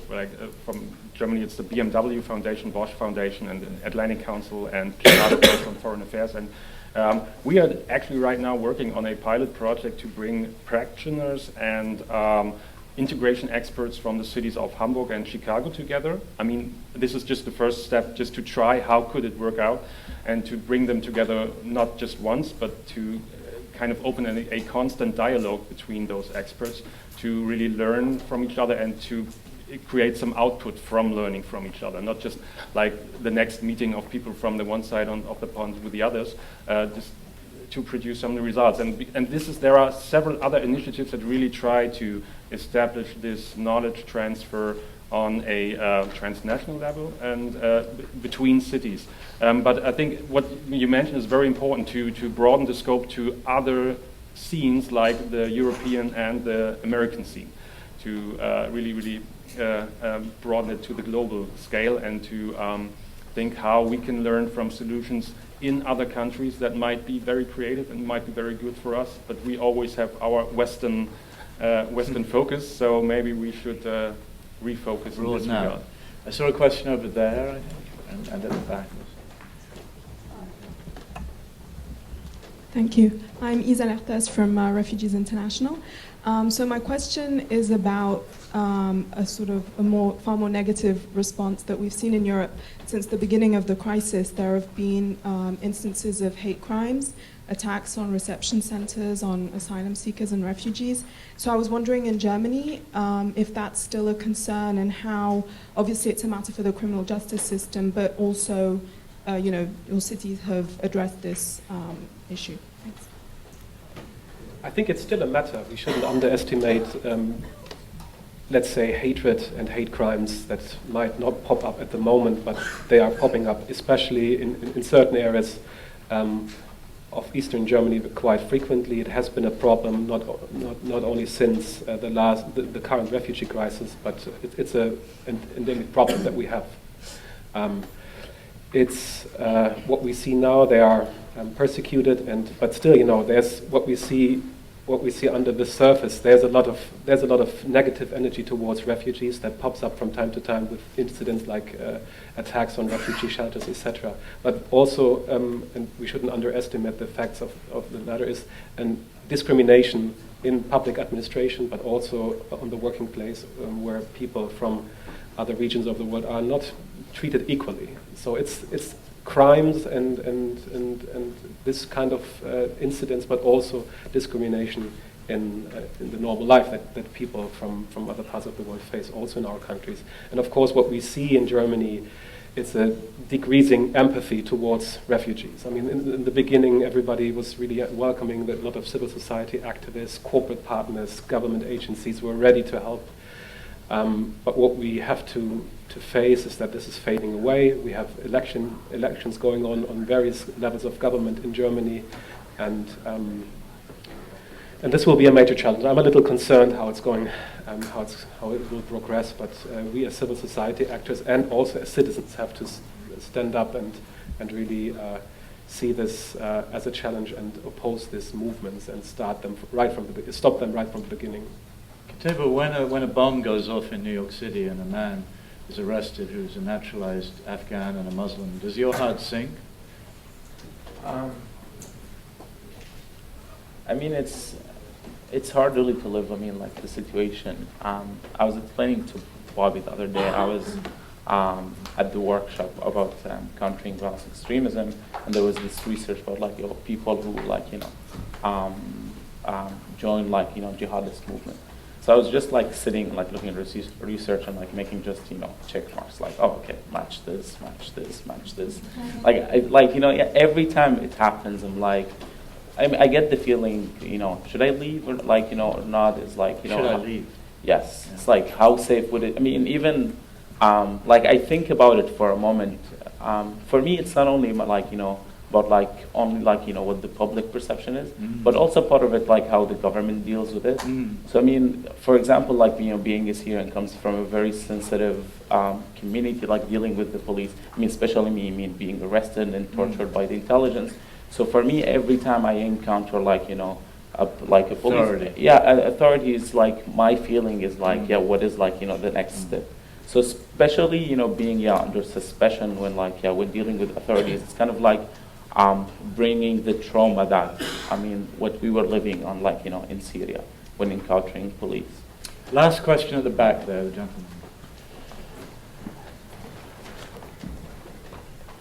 Thank you. My name's David Baines, and I'm working with Qatar Foundation International on an inclusive education project for refugees. But I'm interested to know how different cities have responded to the statistic that shows that something like 1 in 10 refugees has a disability or special need upon arrival, and how you accommodate those needs, particularly thinking about accommodation, education, employment, and so on. Question about accommodating people with special needs. Not well. Yeah, I can agree to that. I mean, there are now some efforts. I can just speak for Hamburg in this regard. There are some efforts made. We have a kind of gathering. We call it forum from people from civic society, from government and business that tackle different issues of integration. And there's a special forum for the question how to make the situation better for people with disabilities. We, as an organization, are, for example, in contact with all players in that field, that we provide things like crutches and stuff that we arrange to get donated and we bring to those people. And but this is just a very basic covering, and it's not just a very forward-looking. I mean, they are definitely a group of people that are kind of left behind right now because it is so much other things that have to be addressed. Yeah. Just to add one point there, I mean, assessments actually showed that, just found the figures, that 82% of every refugee, especially from Syria, that enters the country has physical injury. 33% have mental disorders that are quite easily to be detected by doctors on the ground. And 42% are not vaccinated.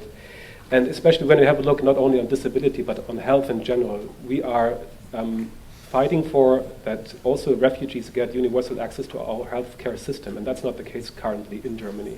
So it's very hard, especially for disabled children or people, unless an NGO takes care, to actually get the right treatment. You have to apply in front of Social Security Agency to actually be allowed to see a doctor. So it's, I don't want to exaggerate the case, but still there's a lot of, we have to do a lot of to actually grant access also to our health system, and that's not only about physical impairments or injury, but also about mental issues that we are facing. Many people or many children and parents and families are traumatized, are facing maybe re-traumatization in shelters. So that's a big issue, and that's an issue if we don't talk about that, if we don't change something there, we'll have a lot of trouble going on in the next years to come if we don't take care properly. It also takes you into the backlash, because there's at least here in America, we don't do an adequate job in general in those areas. And then if you particularly favor refugees, then it becomes, well, they're jumping the line. And that community support begins to evaporate. So it's a delicate balancing act. Thank you all very much. A lot of work to be done in a lot of areas. Thank you. Thank you.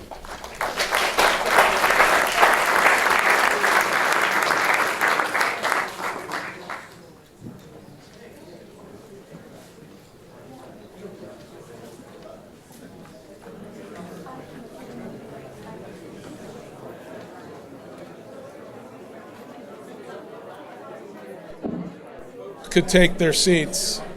We're going to move on to the next session. So if folks could sit down, that would be quite helpful, since we're on a very, very tight schedule this morning.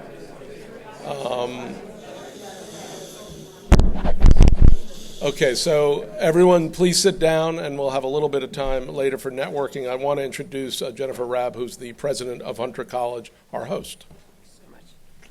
Thank you so much. I am Jennifer Rabb. I have the extraordinary privilege to be the president of the phenomenal institution, Hunter College, where the wonderful Roosevelt House Public Policy Institute is located. Hunter is so very proud to partner with the Brookings Institution, and when asked today to host this conference, we said there could be no more perfect place.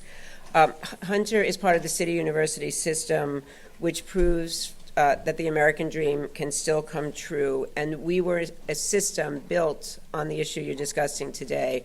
We were a higher education system built in a municipality for immigrants. And so many of our students over the years since the 1870s were refugees. And today, where 1 in every 5 of our students was not born in the United States, we are showing that immigration works, and higher education works, and the American dream can still come true.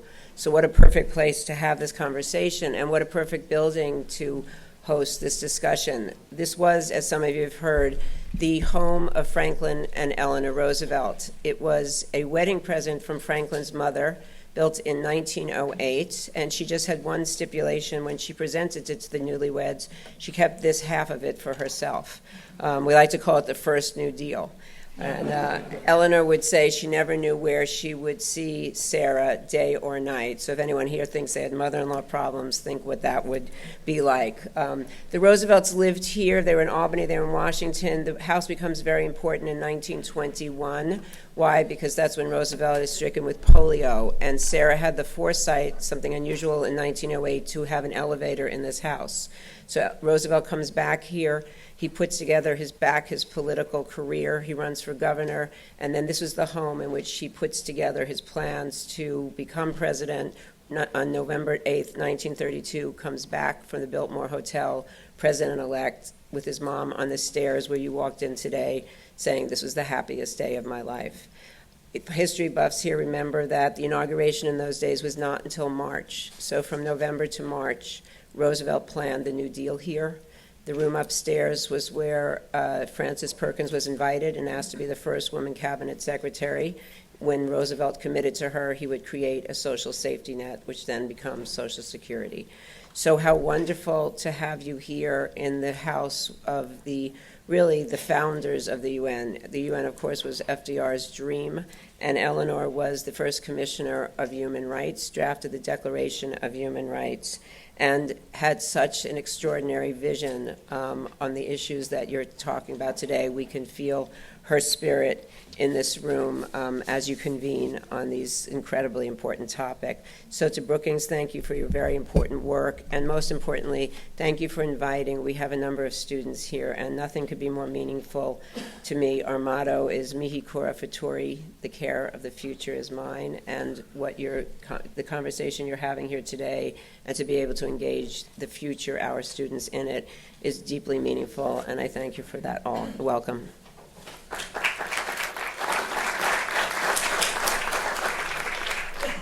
So for this panel, no pressure, right? This is the House, Social Security, New Deal. We'll just figure all this out. The care of the future. The care of the future. We've got the right moderator, however, to take us through this. Lara Satrakian founded the Syria Deeply website in 2012, I believe. Award-winning journalist, someone we greatly admire at Brookings. Thank you so much for doing this. It's an honor to be here. I'd like to congratulate Bruce on his scholarship and research and thought leadership in this space, and his team for bringing together a tremendous set of voices. And thank you, of course, to Hunter for having us here. I am humbled by the people we're going to hear from. The Honorable Mayor Yorgos Kaminis from Athens, Michael Berkowitz, president of the 100 Resilient Cities program, which, among other things, is become an incredible forum for the sharing of lessons and challenges, an actual network of ideas flowing around the world. Volker Turk, who oversees a tremendous scope of work as the Assistant High Commissioner for Protection at UNHCR. And Mazen Darwish, who is a hero to many. I know, I was debating with myself whether to embarrass him with admiration, and I decided to go for it. He's a human rights lawyer, activist, advocate, a celebrated voice for freedom of expression, and was in Syria until recently, just 10 months ago, relocated to Germany, and represents the best values of his country to a great many people I know. So I'll let you recover from that blast of compliments while we begin the conversation. As you've now heard, some 60% of refugees and 80% of internally displaced people live in urban environments. That makes for millions of people. But I'd like you just to think for a moment at the level of the individual. There's a moment when a refugee becomes a resident of a given city, sometimes moving from one city to the next, but at that moment they become part of the urban community. Their long-term integration, their sense of belonging and inclusion within a metropolis dictates not only their experience of the city, but the city's experience of them and of the cohort that may have come with them from a given country or context. If integration policies are successful, they can unlock decades of prosperity for the individual and for the city. If they fail, if city leaders don't have the strategies or the resources and capabilities to cope with the influx, then it can breed dangerous conditions for unrest, violence, and communal tension, and of course, not only from the refugee communities, but also from those who feel disenfranchised by the process. I thought it was remarkable in Roger's facilitation of the last panel how much the so-called short-term or immediate response, the first steps taken to accommodate, have clear long-term implications. So in a way, our conversations have fused and overlapped in a way that really reflects how things work. There's so much to talk about. Bruce has written a paper that identifies the 7 major tasks of integration: housing, education, security, labor and language training, healthcare, and neighborhood services. I wish we could get to the bottom of each of them. We're at least going to hear about some of them. It's even difficult to choose, because I thought about this a lot, where to begin the conversation. So let's start with Mayor Kaminis. You have, by some estimates, 60,000 Syrians who wanted to transit through your country and are now, by some narratives, stuck in your country. Some even call Greece now a holding pen. I don't know how you feel about that language. How do you provide for those who've come in now and many who are in your city? Well, to tell you the truth, in a year, we had 900,000 people passing from Greece and crossing the northern border. So now those people are stuck because in March, the borders closed, the border with Fyrom, Serbia, Bulgaria. Well, most of them, they're not all Syrians. Maybe less than half of them are Syrians. The other are Iraqi, people from Iraq, from Afghanistan, and other countries. So most of them are candidates for the relocation program. And 60,000 for my country. Within Europe, relocation within Europe. Yes, relocation within Europe. 60,000 for my country, it's a manageable number. And but the relocation program does not work. It has proved till now to be a failure. Only 3,000 people have been relocated till now. So what we did from the very first beginning, you know, being a mayor, either you choose to become a populist leader and say, I don't want them in my city, but you don't have any other solution than to promote integration. There's no intermediate solution because the problem is there. And it's a holistic problem. You have those people who arrived desperate, most of them, many of them in depression. And the reality is that they don't want to stay in Greece. Why? Because Greece is in a very deep economic crisis. It's in its 8th year of recession. So most of them, they want to leave Greece and go to other European countries, mostly Germany, Sweden. So if someone does not want to get integrated, does not want to see, there you have the first problem. And the second problem is that they feel that they are candidates for the relocation scheme. So they see themselves as being, you know, temporarily in Greece. Anyway, the first thing is schooling, because we have many, many children that arrived in Athens, and some of them for 2 or 3 years, they have not attended school. So the first thing was schooling. There, I think the government has done a good job. Most of those children are going to school. But finding jobs, and I agree, first you have to find a job, and then you start lessons, or at the same time, as our German friend said before. Now, finding jobs is something very, very difficult nowadays in Greece, because we already have an unemployment rate of more than 25%, and among young people, more than 50%. So you can understand how difficult it is for those people to find a job. But the answer is synergies. You have to bring all the forces of the city together. With the NGOs, some of them do a very good job. With the academia, you know, because they can help you find solutions. And we already, in Greece, since we have this crisis in a crisis, we already had some structures ready of emergency relief to provide shelter to those people.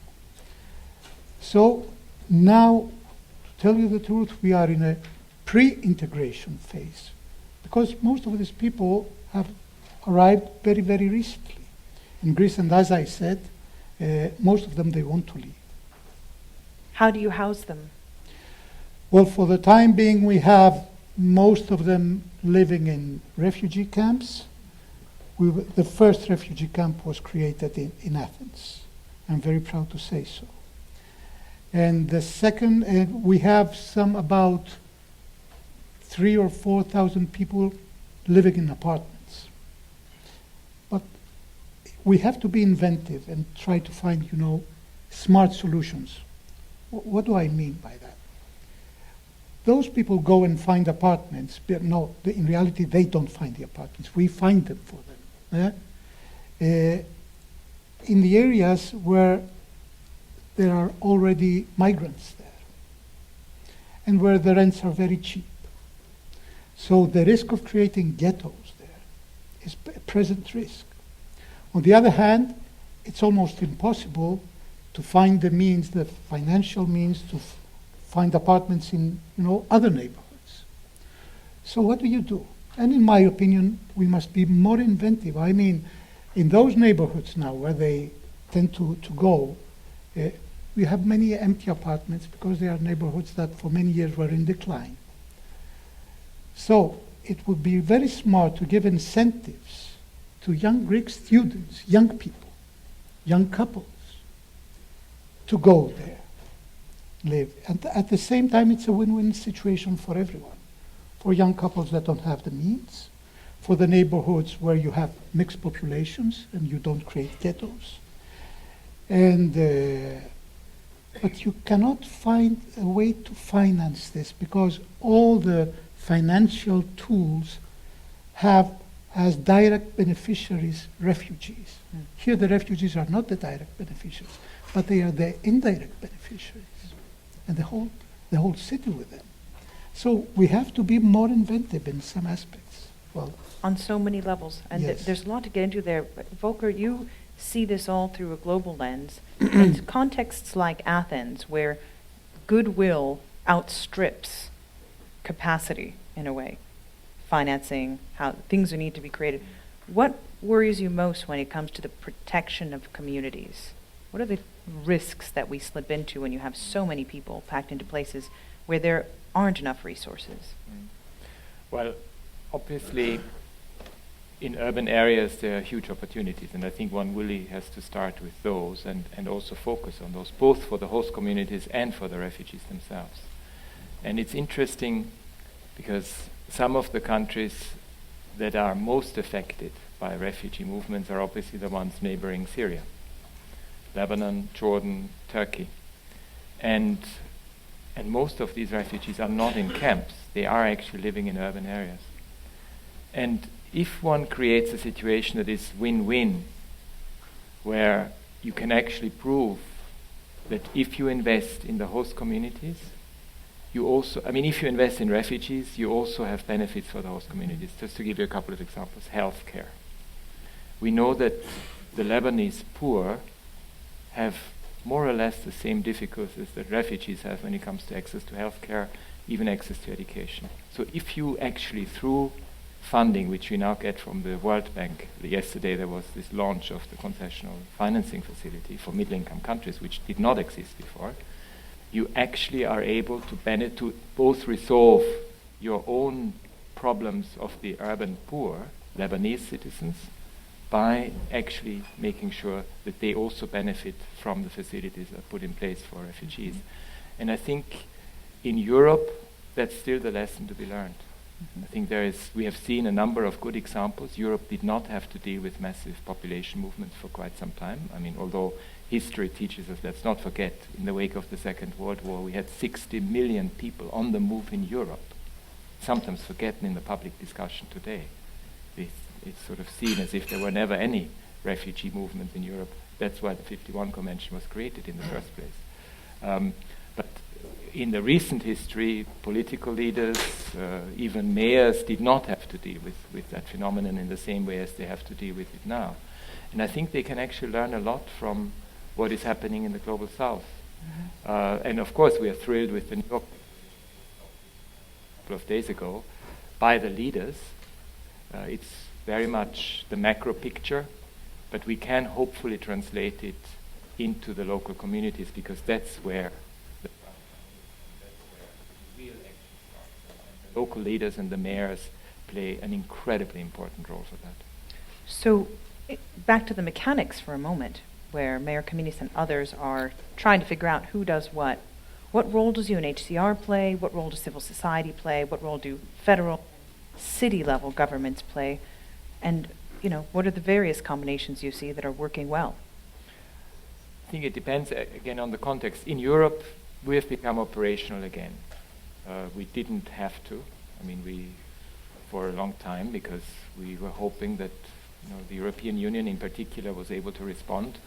It was not the case, so we had no choice, despite some very severe funding constraints that the organization faced. We had to become operational because the humanitarian imperative was so big. Which means that, for instance, in Greece, working very closely with the local authorities, both with, for instance, municipality of Athens, but Thessaloniki, to really help, for instance, working with Airbnb, with the private sector, linking up the private sector to find accommodation, to ensure that local service providers, local NGOs, become aware of the refugee issue and expand their services to them. So obviously an infusion of financing was very important. Since we have the previous High Commissioner, Mr. Guterres, in fact, he launched a couple of years ago, in fact, very early on in 2000, I remember it was in 2009, the first dialogue with mayors around the world. We actually brought together and hosted a meeting, the High Commissioner's Dialogue in Geneva, on urban refugees, where mayors from all around the world came together, and we managed to link some of them up. I know that a number of initiatives, which I'm sure you will talk about, sort of show that linking up mayors, creating a network, actually showing that political leadership can really help if it's done not through populism and demagogy, but through creating these win-win situations and these opportunities, that actually is the way to go forward. Michael, you lead the 100 Resilient Cities program, which is meant to shore up resilience on many fronts for urban areas. Can you share a little bit about how that work began to move into the refugee crisis response? Yeah, I think the idea of urban resilience is that you see the interconnection between all of your challenges, between both the shocks, the sudden disasters, things like earthquake, hurricane, tornado, terrorism, flood, and the long-term stresses, chronic things that challenge cities, things like long-term food, water, and energy shortage, high levels of crime and violence, shifting macroeconomic trends that disadvantage a city for one reason or another. And the refugee crisis is somewhere in the middle, and it's interesting. Is it a shock or a stress? Maybe it doesn't matter that much.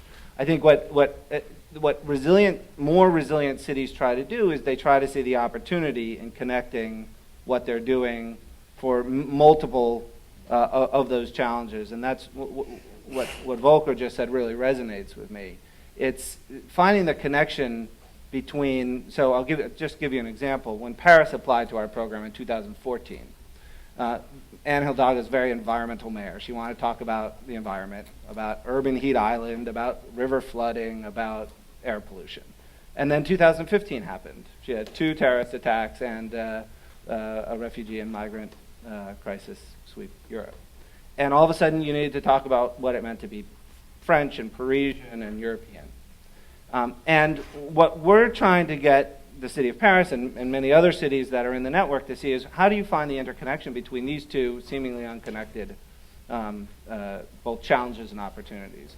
How do you leverage every single euro you spend to meet the commitments of COP21 to further create integration between the city of Paris and its isolated suburbs? Through new zoning, through better transportation, through programmatic work. How can you tune up the integration elements of these environmental interventions in a way that makes Paris stronger, regardless of what the next challenge is? And so that's really what resilience thinking tries to do. It tries to understand where the connections between those things are. You brought together mayors in Athens to talk about the refugee stresses, I'm not to use that word, in particular, the refugee factor and coping mechanisms. Any lessons from that what was shared? So I think one thing, I'll give you a couple of high-level lessons. One thing is that cities struggle with integration. And I'm not talking now about integration of new people into cities, but rather the integration of the various agencies and organizations and sectors that are working in them, from the international community to the national governments, the cities, to the various silos within city governments. You look at all of the services that are available to vulnerable populations of all kinds, refugees, migrants, and others. Often we find, and we find this in Brownsville here in New York, that the different organizations are not talking to each other. They don't share budget and programmatic stuff in the right way. And that leads to a significantly suboptimal experience for the refugees. Or vulnerable populations, or whoever you're trying to target. And so finding better ways to integrate that thinking between transportation and economic development and social service organizations in the right way is one of the things that really came out of this. The second is, again, this is a governance challenge. We all, and I know Brookings and Bruce are doing a really interesting piece of work around governance here. But we talk about when mayors rule the world, that cities are the right place to start, that mayors are the most practical, pragmatic, can-do kind of people, and that is definitely true. And yet, no mayor really controls his or her own destiny in terms of the things they want to do. Even here in New York, the most powerful municipality in the world, but potentially, the mayor doesn't. We certainly think so. 240,000 employees. They control the tap water from the reservoir all the way to the tap.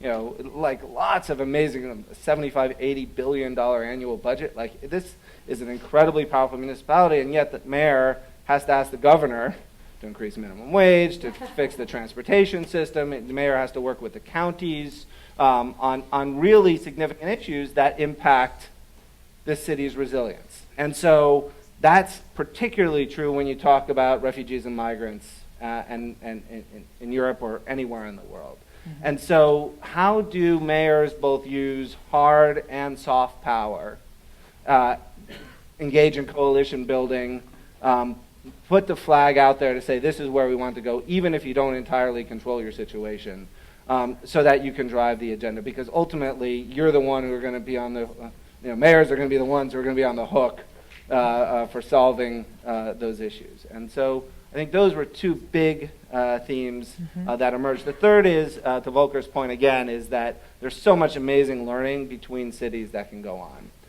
And so one of the big learnings was between Medellin, Colombia, who has had over the last couple of decades, 700,000 internally displaced persons, with some of the countries in Europe that and cities in Europe that are now struggling with it. What are some really practical things?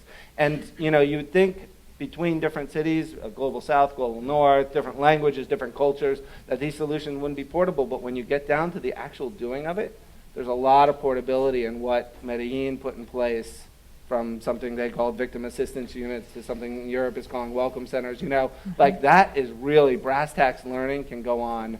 And that's the way cities can leapfrog each other and improve on what's going Quick on. intervention, yes. Only I remember now. You remember when we met in the Lake of Como? Yeah. Athens Not is bad member of place. the 100 resilient cities. Yes. So it was a tour of duty that we both want to forget. Anyway. Sitting in Bellagio, yes. What happened? Tell us what happened in Bellagio. Anyway. Now in Bellagio started something very good and very interesting, because there I raised, as you remember, the refugee issue. Yeah. Because it was a year ago, September 2015, it was only a month that we had refugees arriving massively in Greece and in Athens. And so I told them it's an issue of resiliency also, the refugee issue. And the 100 resilient cities, they brought Mercy Corps there.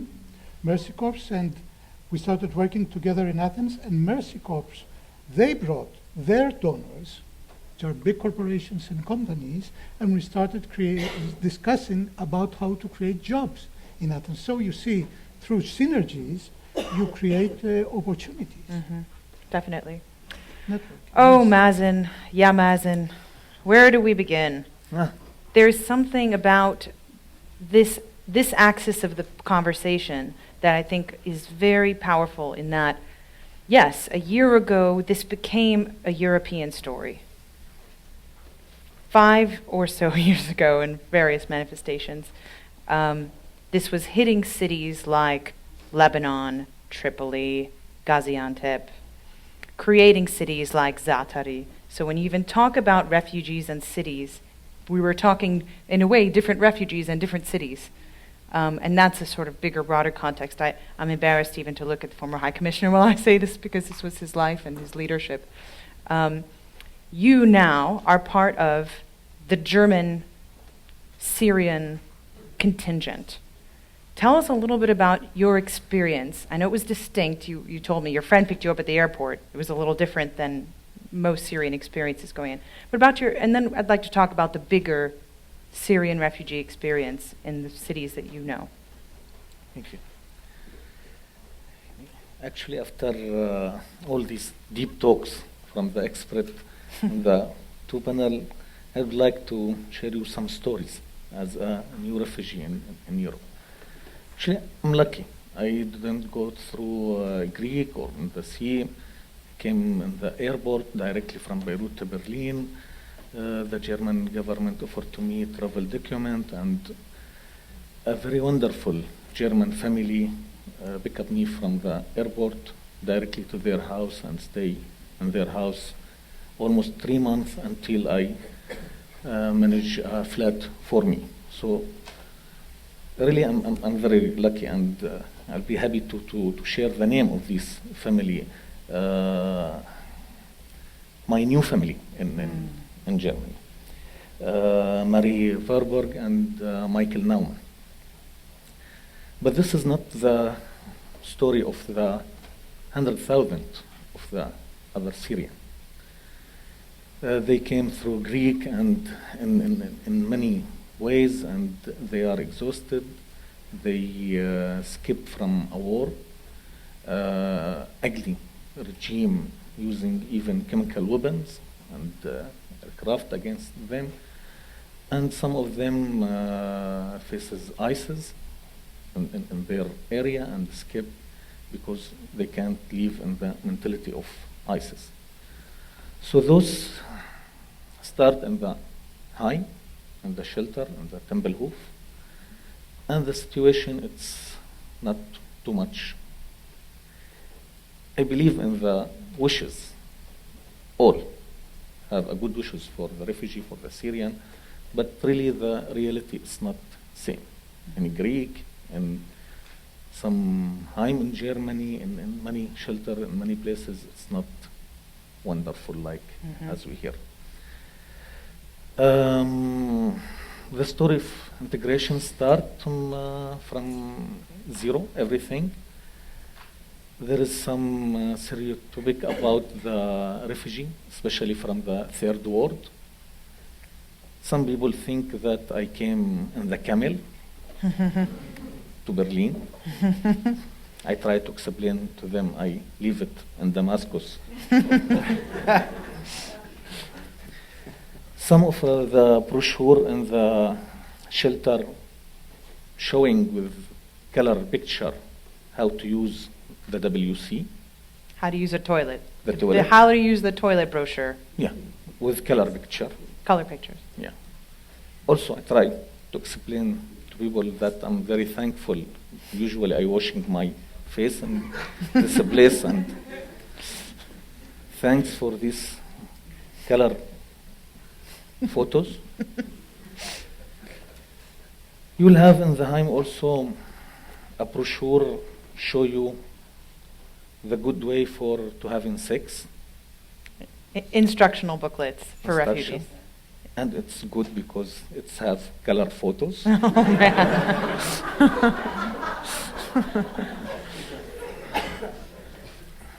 One of these brochures said that sex prevent pleasure. And really, one of my friend very shocked. also he think he will come to Europe, it's open country and free life, and then he reads that in Arabic, that sex prevent pleasure. And when we go to the German text, it shows that sex give pleasure. That's very weird. So it must have been a very interesting communication strategy meeting where they all sat down and decided on that. It's only a point in the Arabic word between prevent and give. It's only a point. But a lot of work, a lot of strategy, a lot of plan, a lot of wonderful work from the civil society. Sometimes we lose all these efforts because small mistake. Some small sensitive about the culture and about the meaning of the word. Sometimes we lose all of this. And also put the refugee in bad situation in general. So I think it's very important to start sharing the refugee in this plan and in this strategy. Some of those refugees, they are expert.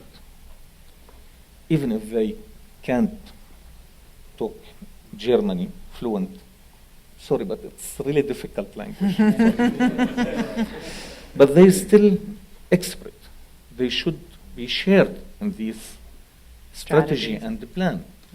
They can help even the government to save money, to find the direct way how they can reach the refugee directly in good and respectable language and way.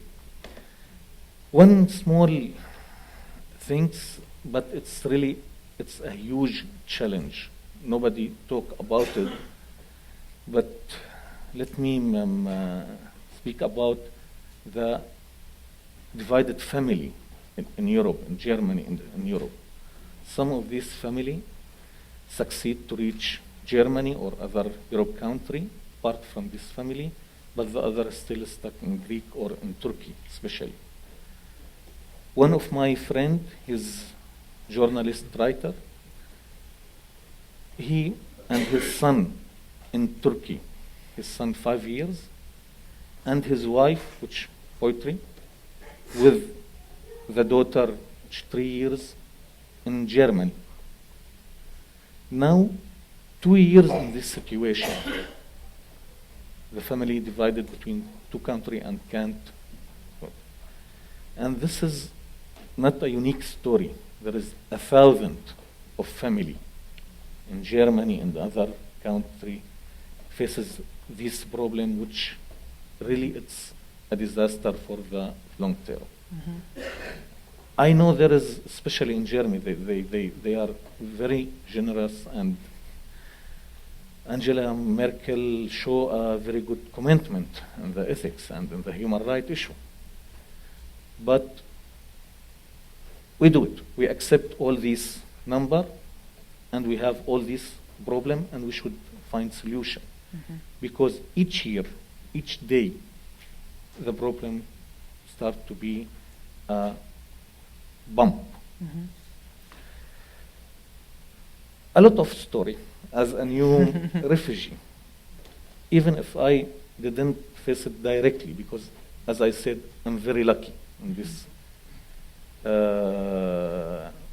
Also, I'm, to be honest, Jewish German family.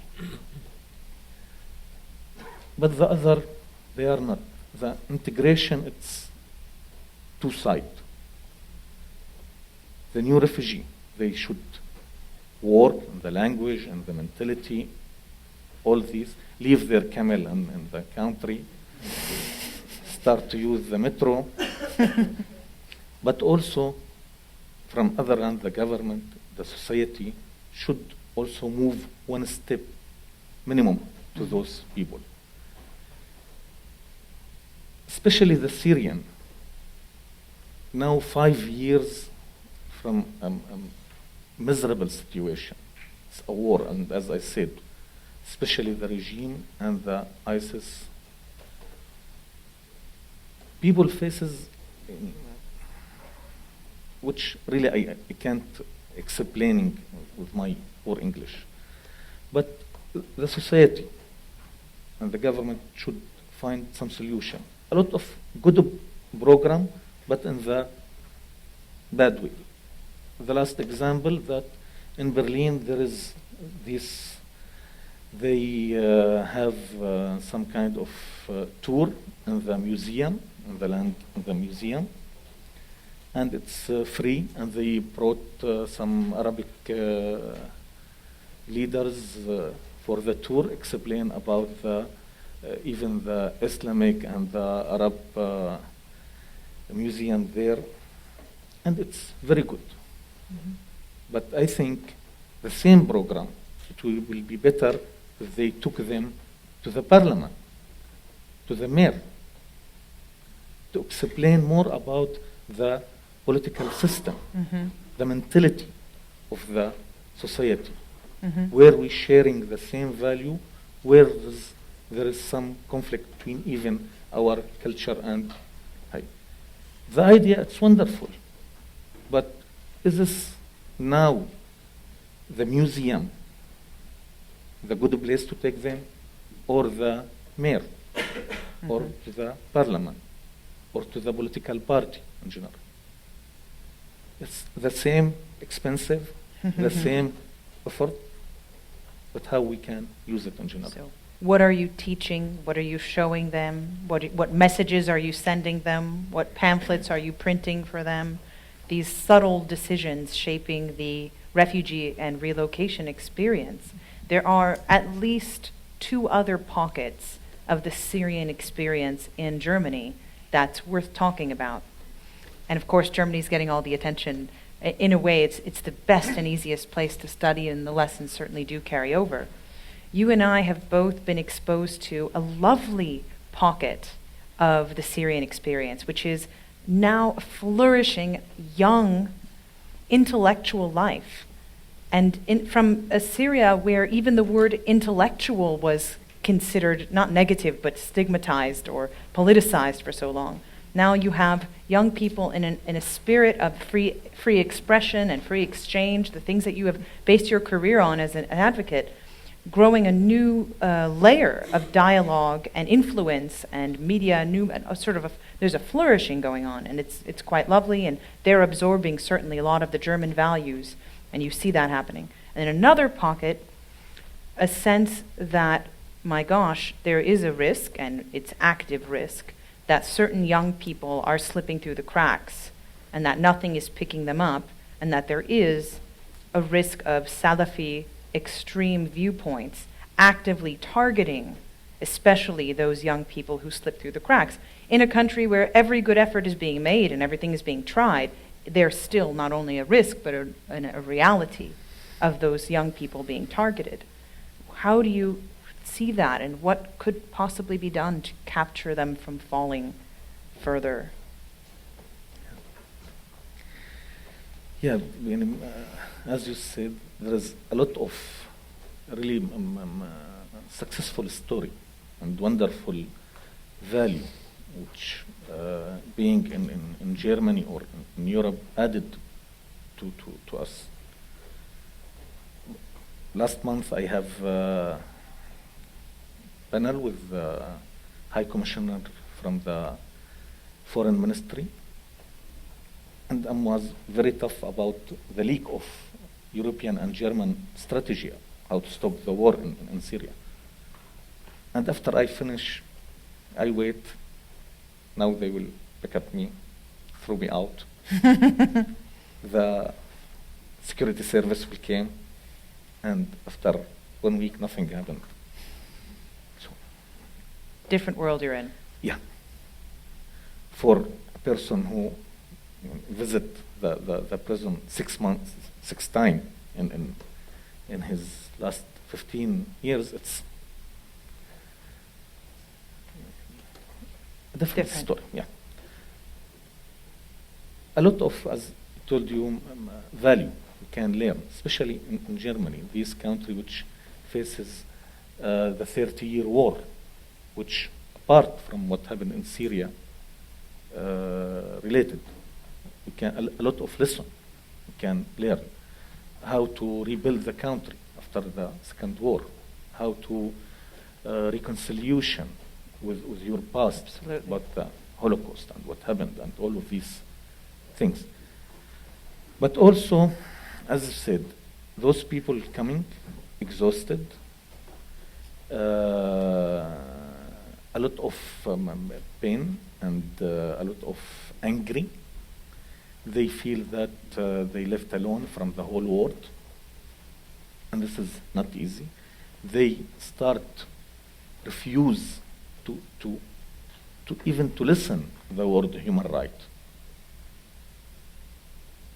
In the civil society, in the Syrian, we spent last 20 years to display this value and this word to enter into our culture. Now people have very aggressive. If just they hear this word and always say this is just a propaganda. Don't mention it. Don't say it. They will be very nervous. Those people faces also extreme Islamic Salafi, jihadi people, which they are since 30 or 40 years in Europe. They didn't came with the refugee.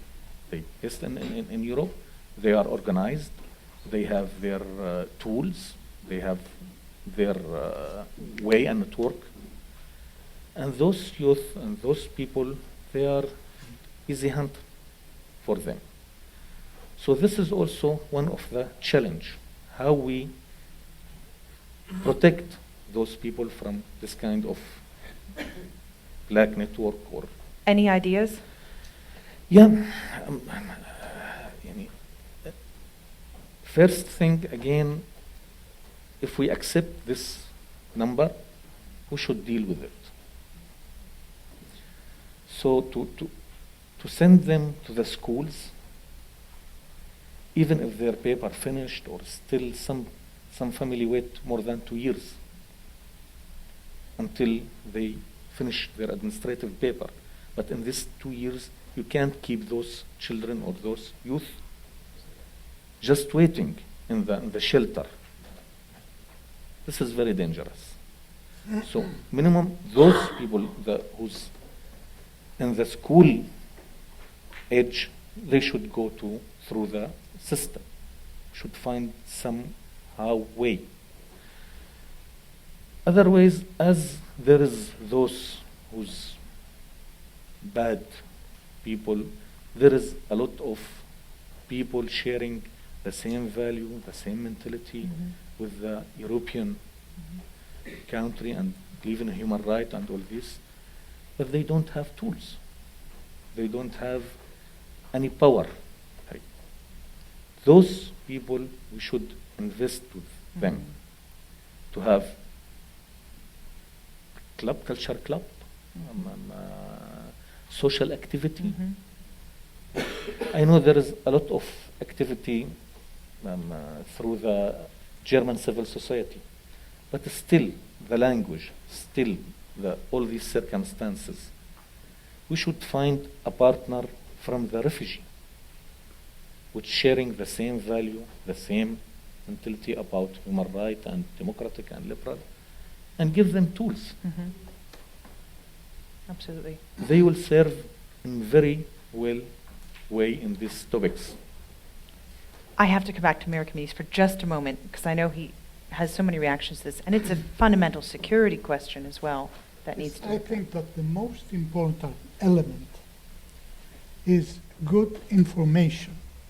People are misinformed about refugees. They must know what's going on. We have a typical example in Greece. In a northern town in Greece, in a school, the Association of Parents, they refused to admit refugee children with the argument that they were not vaccinated. It was false. All those stereotypes about the refugees make integration very, very difficult. It's the first thing to say. The second thing to say is the protagonist role of mayors, not only on the integration level. You find many, many mayors open to receive refugees in their cities while their governments refuse. The mayors of Madrid, of Barcelona, of Amsterdam, We have agreed that they can take refugees from Athens, but the governments refuse. And the second and the third thing is to tell you that I have participated on conferences and congresses and panels on refugees, and migrants, maybe more than 100 in my life. Because I was a university professor, I was the Greek ombudsman for many years, and now as a mayor. And I'm fed up with the hypocrisy. Millions of euros have been spent in order to organize conferences where everybody was very open on those issues and very pro-rights and everything. And when it comes to act, you see this hypocrisy, and I'm very, very sorry to say so and to realize what's going on. I think many Syrians would agree with you on this. The workshop industrial complex, there's a sense that many are very uncomfortable with what it's achieved. To questions now. Anyone like to start us off? Please identify yourself. We'll start here in the front row. My name is Alex Torpy, and my background will expose the bias of my questions, one of which I was a mayor formerly, and the other is that I belong to... Where? In New Jersey. Don't hold that against me. And the other is that I belong to this millennial generation. So we've talked, a lot of these themes so far have been about, obviously, the importance of local government, not just from a policy and program perspective, but also from some sort of citizenship identity perspective that we're increasingly seeing. In the United States and around the world, there's a lot of young people who have this incredible value of openness and interest in diversity and in understanding other cultures and just that being part of their daily life, so much so that I think many young people don't even think about it. It's just so ingrained in their consciousness. And many of those young people are also very passionate about some sort of social justice of some sort. And so my question is, in thinking about the long-term planning aspect of this crisis and these crises and all these different issues like this, how do we show many of these young people who often don't see that at the local level, that their impact on these issues is maybe the best way to impact some of these larger global challenges that are so hard to wrap their heads around? So are there any sort of practical ideas or insights that any of you can share about how to show young people that the best way and probably the only way to solve some of these global challenges is direct action at the local level and with local government? Michael, any thoughts to kick us off? Yeah, maybe I have one idea, and there's no silver bullet here, obviously, but just one way to think about it. And I agree, and this is a challenge in resilience building generally, that in order to really change a city, to make it livable, sustainable, is not the work of 2 or 3 years, it's the work of a generation or two. And then when we talk about long-term integration of refugees, that's something that we should remember, that this is real long-term work. And the one place in the U.S. where maybe it's been done better than is in St. Louis, where the Bosnian refugees were really well integrated. And part of that probably has to do with the fact that Mayor Slay was there the last 20 years. He's retiring now, but his continuity to see that through. So that's the tension on the one hand. On the other hand, to your point, that we need to show some progress and some quick wins now. So how can we, how do we demonstrate some movement on that? You can't say, let's work on this for the next 20 years and we'll see if it works. We got to show some progress now. And so one of the things we've been doing is working with an organization called Tactical Urbanism, which allows communities it teaches communities how to do, rather than try to revamp the entire street grid or the transportation plan or deal with an issue like refugees or migrants. It allows more tactical action in smaller communities to break it down in a way, let's just take over this one sidewalk triangle and see if we can change the traffic pattern in this micro area in a way that demonstrates the success here. And that's been a really interesting way for us to begin to both try to push cities to be strategic and think long term, which are the sort of big thoughts, but also engage their citizenry and their young citizenry often in more immediately gratifying sort of tactical ways that show progress. As a millennial by 1 year, conveniently, I think also the long arc of history has played very well with our generation. We've seen a lot of young people step up and say, my grandparents were refugees. And I think that's been a big engagement factor. Case in point, my grandparents were refugees, my great-grandparents were refugees, and they were beautifully welcomed and integrated by the local community in Aleppo, Syria. So that's partially why I do what I do, and that got me out of my seat. So we're not supposed to use ourselves as data, but I do think I've seen a lot of that play out and people relating to their migration pattern. Questions? To identify yourself and... Hi, I'm Sam Saliba. I'm the Urban Learning Manager at the International Rescue Committee. My question is on this, what's been termed a divide between the humanitarian side of things and the development side of things. I mean, even the panels were sort of structured in terms of meeting the immediate needs and now thinking about long term. But my question is whether or not the panel has any ideas about how to turn that to divide into more of a continuum, so that what we're doing at the start is informing what we're doing in the long term, and what role concepts like resilience can play, what role like the opportunities that exist within cities can play in doing that. Volker, any thoughts? Thank you.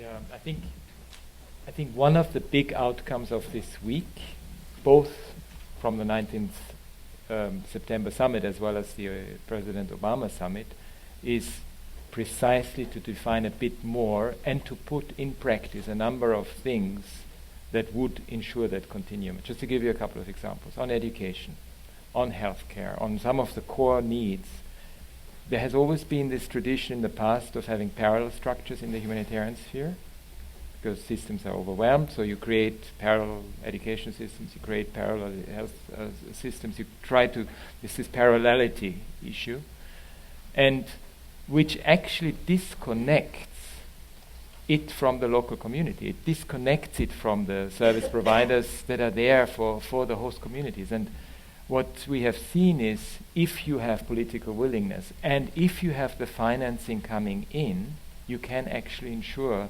that you get it into the national service, into the local service providers, and you ensure the local ownership. And I think the biggest change and the most substantial one is the involvement of the World Bank and international financial institutions. I mean, for years, in fact, it was Mr. Guterres who raised it with the World Bank a couple of years ago, because that was really the missing link in all of this. Mm-hmm. The World Bank looks at displacement and the impact of displacement and on refugee issues in a way that takes into account broader macroeconomic policies, financing, lending schemes, concessional loans. And the World Bank, you saw the president of the World Bank speech. I mean, that's a sea change in the engagement. And that, I think, will be quite significant in terms of how this continuum is going to be defined. One more question. Here, the yellow shirt. Thank you for this wonderful panel. My name is Suzanne Sahlul, and I'm with the Syrian Community Network based in Chicago.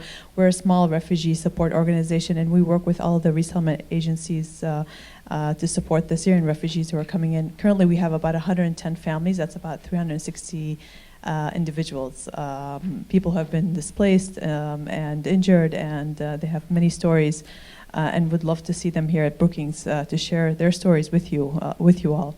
I wanted to commend the mayor of Greece to say that I was in Greece 2 times serving on medical missions, and I saw firsthand the generosity of the Greek people, and it was really wonderful to see. But I want to switch back to Chicago, where our mayor and a lot of the aldermen in Chicago passed a city resolution in November to welcome all refugees into our city, even though our governor had said that we don't want to welcome Syrian refugees. So that was a great moment. And also, they hosted a Thanksgiving dinner, which is an American tradition, to give the refugees that opportunity to be a part of the city. So that was great. So I just wanted to make that comment that cities do have the ability to welcome refugees. And one thing that is really amazing what's happened in Chicago is that the refugees themselves have united many faith groups together. We are always asked at churches and synagogues and mosques to present about the refugees, and I feel that now in Chicago, the greatest opportunity is that they have brought people together people of different faiths and backgrounds who want to serve and help them so that they can better integrate in our city. So thank you. Yeah. I wonder, just listening to that, I wonder, we were just in Chicago. It's one of our sort of cities, but we're just beginning the engagement there. We did a big workshop with the mayor and a diverse group of stakeholders. And one of the things that came up in Chicago is, Chicago's ravaged by violence. It's a city. It's city. And yet, when you talk to people of certain communities, they say that violence doesn't happen here. It happens in these other communities. So Chicago, and when we surfaced what the key issues were, it's equity, racism, trust in government, like all these. And I wonder, this is the idea of what resilient cities could do, is that they use experiences from one effort to inform another. And listening to you, I almost wonder whether or not positive experiences dealing with Syrian refugees might actually inform how Chicago deals with some of its other isolated and vulnerable populations. So that's the kind of thinking that we're trying to inspire, but it can go both ways in some ways. There are two themes that have come up that we unfortunately don't have time to explore. One is money and financing and how to get more of it to the city level.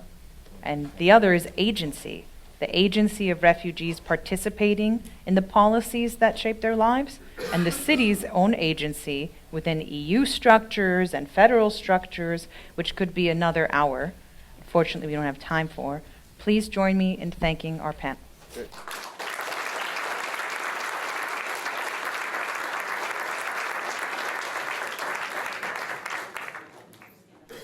And ladies and gentlemen, if you can stay in your seats, we're just going to jump right into the next and final element.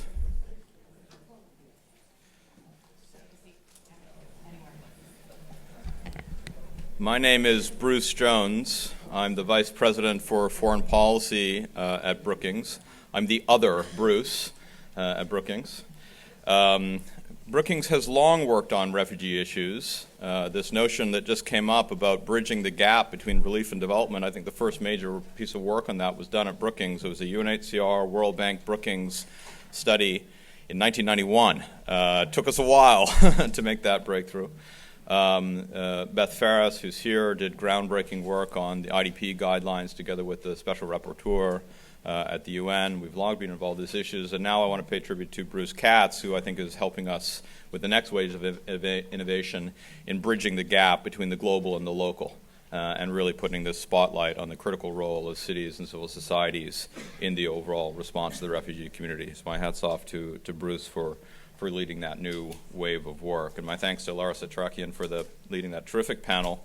I think both this and the previous had huge insights to bring to bear on the challenges we confront, but also the role of innovation at a cities level, at a civil society level, by refugees themselves, and as we've seen in the marches of the UN this week, finally by the global community too, in grappling with the challenge ahead of us. Now, to help us wrap up and think about next steps, it's my pleasure to introduce His Excellency Antonio Guterres, very well known to everybody here from his 10 years from 2005 to 2015 as High Commissioner for Refugees.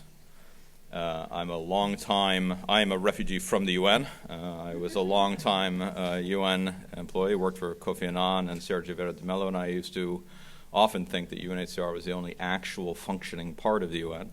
And it certainly was an extremely important part during Antonio's tenure when he oversaw the response to some of the largest refugee and most complex refugee crises that we've seen in the post-Cold War period. It's true what David and others have said. There have been other large refugee crises. I was in Rwanda and Zaire in '94 when 4 million refugees fled Rwanda into Zaire in a month. But the complexity, the geopolitical complexity of what we're dealing with now, I think is unprecedented, and Antonio has been at the front lines of that. He brought to that a passion and a commitment to progressive and humane politics that he had forged as Prime Minister of Portugal and in the Socialist International. So he's extraordinarily well placed to wrap up our efforts today and bring us from the local back to the global. So thank you so much for being here.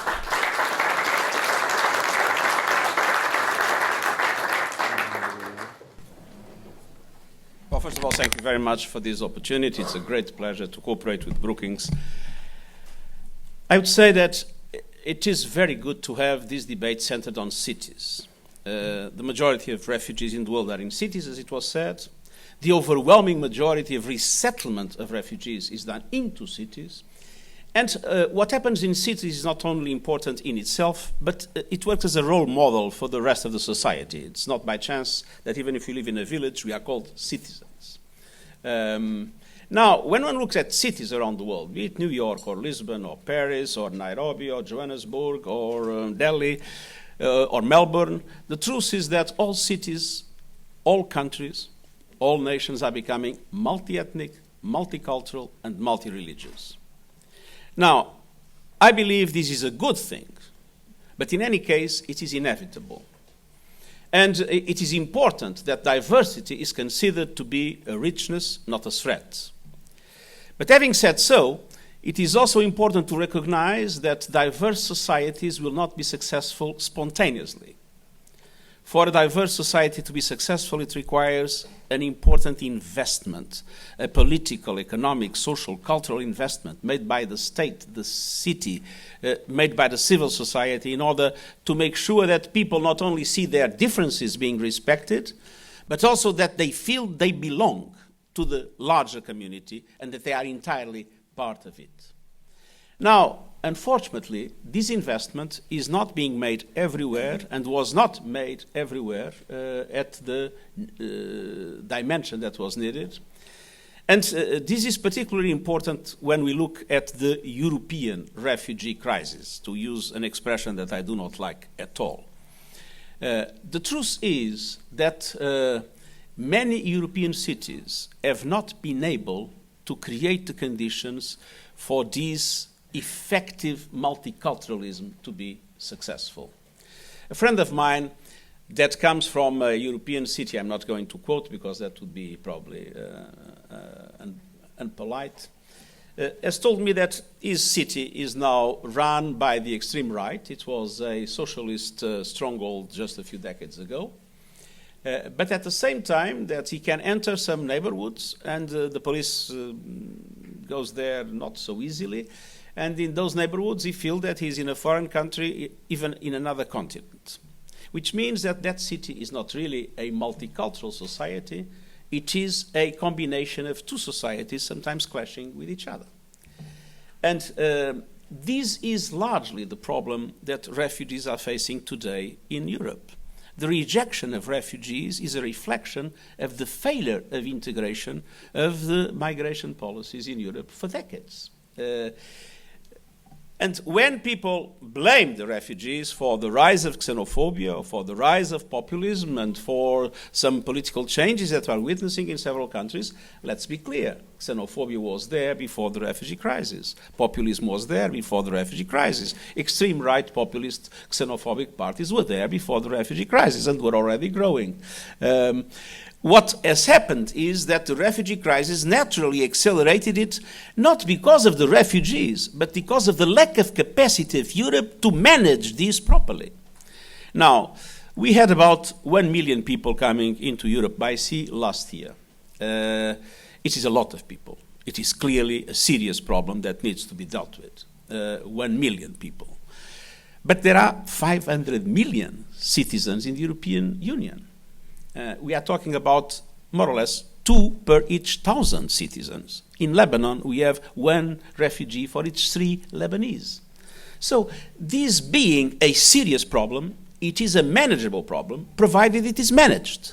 And what we had is a total lack of capacity to manage it together by the European institutions and the European countries.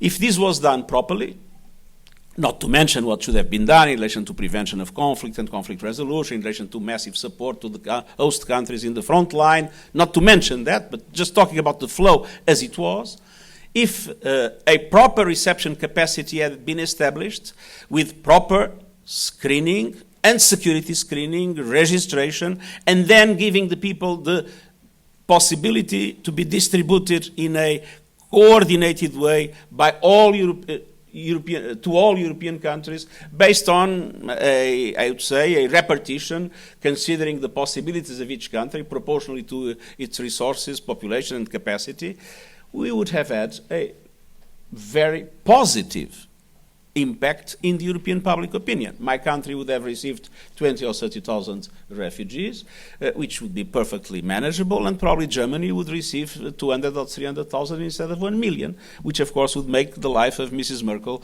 much easier than what it is today. The problem is this was totally impossible. There was not the political will and the solidarity for the Europeans to come together and to manage together this problem. So Greece was left alone. And being left alone then, of course, not being able to absorb all these people, not being able to distribute it, the people moved on through the Balkans. And what the Europeans saw in the villages, in the cities, was on television every night was a massive flow going from border to border through the Balkans in a way that was totally uncoordinated, in a way in which nobody seemed to be in charge. And of course the impression for many was, oh, this is an invasion. They are going to come. They are going to come to my village. They are going to come to my city. Nobody is managing it. It's a threat to our identity, to whatever, to our stability. And this has, of course, easily accelerated the movement towards radicalization of xenophobia and other very disgusting manifestations that we have witnessed. Now, the result was that progressively borders started to be closed. And with borders closed in Europe, that had a very negative impact also in the rest of the world. Can you imagine what a Jordanian or what a Pakistani or what a Kenyan will feel when, having had hundreds of thousands, sometimes millions of refugees in their countries, they look at much richer countries and say, but they are closing their borders. Why are we keeping our borders open? And so refugee protection has had a very negative impact in the recent months or in the recent 2 years. And I'm very worried with that fact that, to be honest, I was not expecting during my 10 years of tenure as UNHCR, where I've seen essentially borders open and refugee protection being granted according to international law. Now, to make things worse, there was at a certain moment this idea that refugees were also responsible for the increase of terrorism, and namely for the increase of terrorism in Europe. Now, it is always possible for a terrorist organization to try to infiltrate the refugee flow, as it is possible to try to infiltrate any population. That is why screening, registration, security screening is important. And when that is done properly, it makes the refugee card the most stupid card to use to enter a country. But the truth is that the terrorist problem that we have in Europe is largely homegrown. When you have a large youth community that feels that lives in a neighborhood that has been underinvested in education and health, that finds a difficulty to find a job. I mean, if you are called Mohammed in some European societies, it will be much more difficult for you to find a job than if you are called whatever name that is typical of that country. With people feeling discriminated, with people feeling second generation that is a citizen. They are citizens of the country, but they feel that they are rejected and they no longer are citizens of the country of origin of their family. This creates serious identity problems, and it's so easy. With people feel frustrated, it's so easy for the propaganda of the organizations we know and the fact that so many are fighting in Syria or Iraq or whatever. It's so easy to use these frustrations to facilitate the propaganda and the recruitment of terrorist organizations. Terrorism today in Europe is largely a homegrown problem and needs to be addressed as such. It's not a refugee-induced problem. And this means that we need to be able to forge an alliance to fight simultaneously violent extremism and populism and xenophobia, because they are allies. When some European leaders were saying that they cannot accept Muslim refugees, they became the best allies of the Daesh propaganda, because they were, to a certain extent, of course they were not justifying, because nothing is justified in a terrorist activity, but they were helping to justify the kind of arguments that Daesh can use to recruit people, namely in their own countries. This alliance is absolutely essential at this moment, and cities are probably the best place where these alliances can be built, because they can involve the communities, the different components of the communities. They can involve the leaders, the local leaders. They can involve political leaders at national level to make sure that we are all able to join efforts to confront, as I said, in a combined way, both violent extremism and xenophobia. Let me finish with an appeal. Of course, it's very important to improve conflict prevention and conflict resolution. It's very important to systematically increase the support to countries that are countries of first asylum. But it is absolutely crucial to recognize that resettlement is a fundamental component in refugee protection.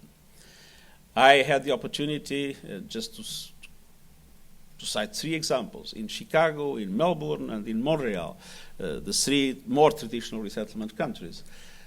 I've seen families that had come from refugee camps in which people would live in terrible circumstances, and those families, all of a sudden, they had a business, the children were at school, some at university, others have already been graduated. I mean, it's such a difference. You can't imagine.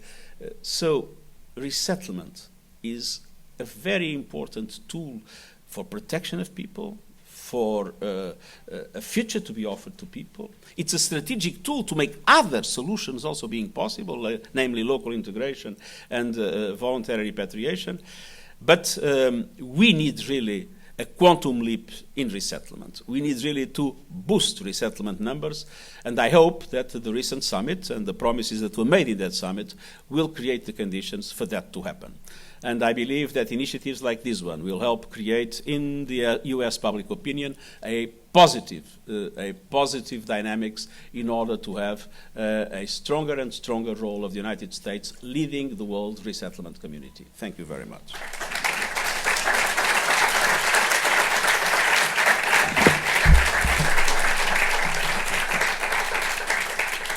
That is a perfect ending to what has been a great morning. I want to thank everyone who participated in the panels. I want to thank everyone who came here today, because many of the people here today are from organizations that are deeply involved in dealing with this issue, whether in Europe or, frankly, other parts of the world. For Brookings, Bruce and I, the 2 Bruces, continue to go forward, and I think what we would very much welcome is advice and guidance from people who are here as to where we take our work. This has been a great collaboration between the global and the urban to deal with the crisis in Europe. But frankly, what I took from today is the need for us to expand our work to the frontline states and frankly to other parts of the world where the refugee issue is front and center, and we will do that. This program has been videotaped. So if you really are a glutton for punishment and a masochist, you can watch it over and over and over again, like C-SPAN. But I think you should, and more importantly, we should share it. This has just been an embarrassment of riches here today, frankly. And Lara in particular, and Mazen, thank you so much for coming here. You really honored us with your presence. Thank you. Take care, everyone.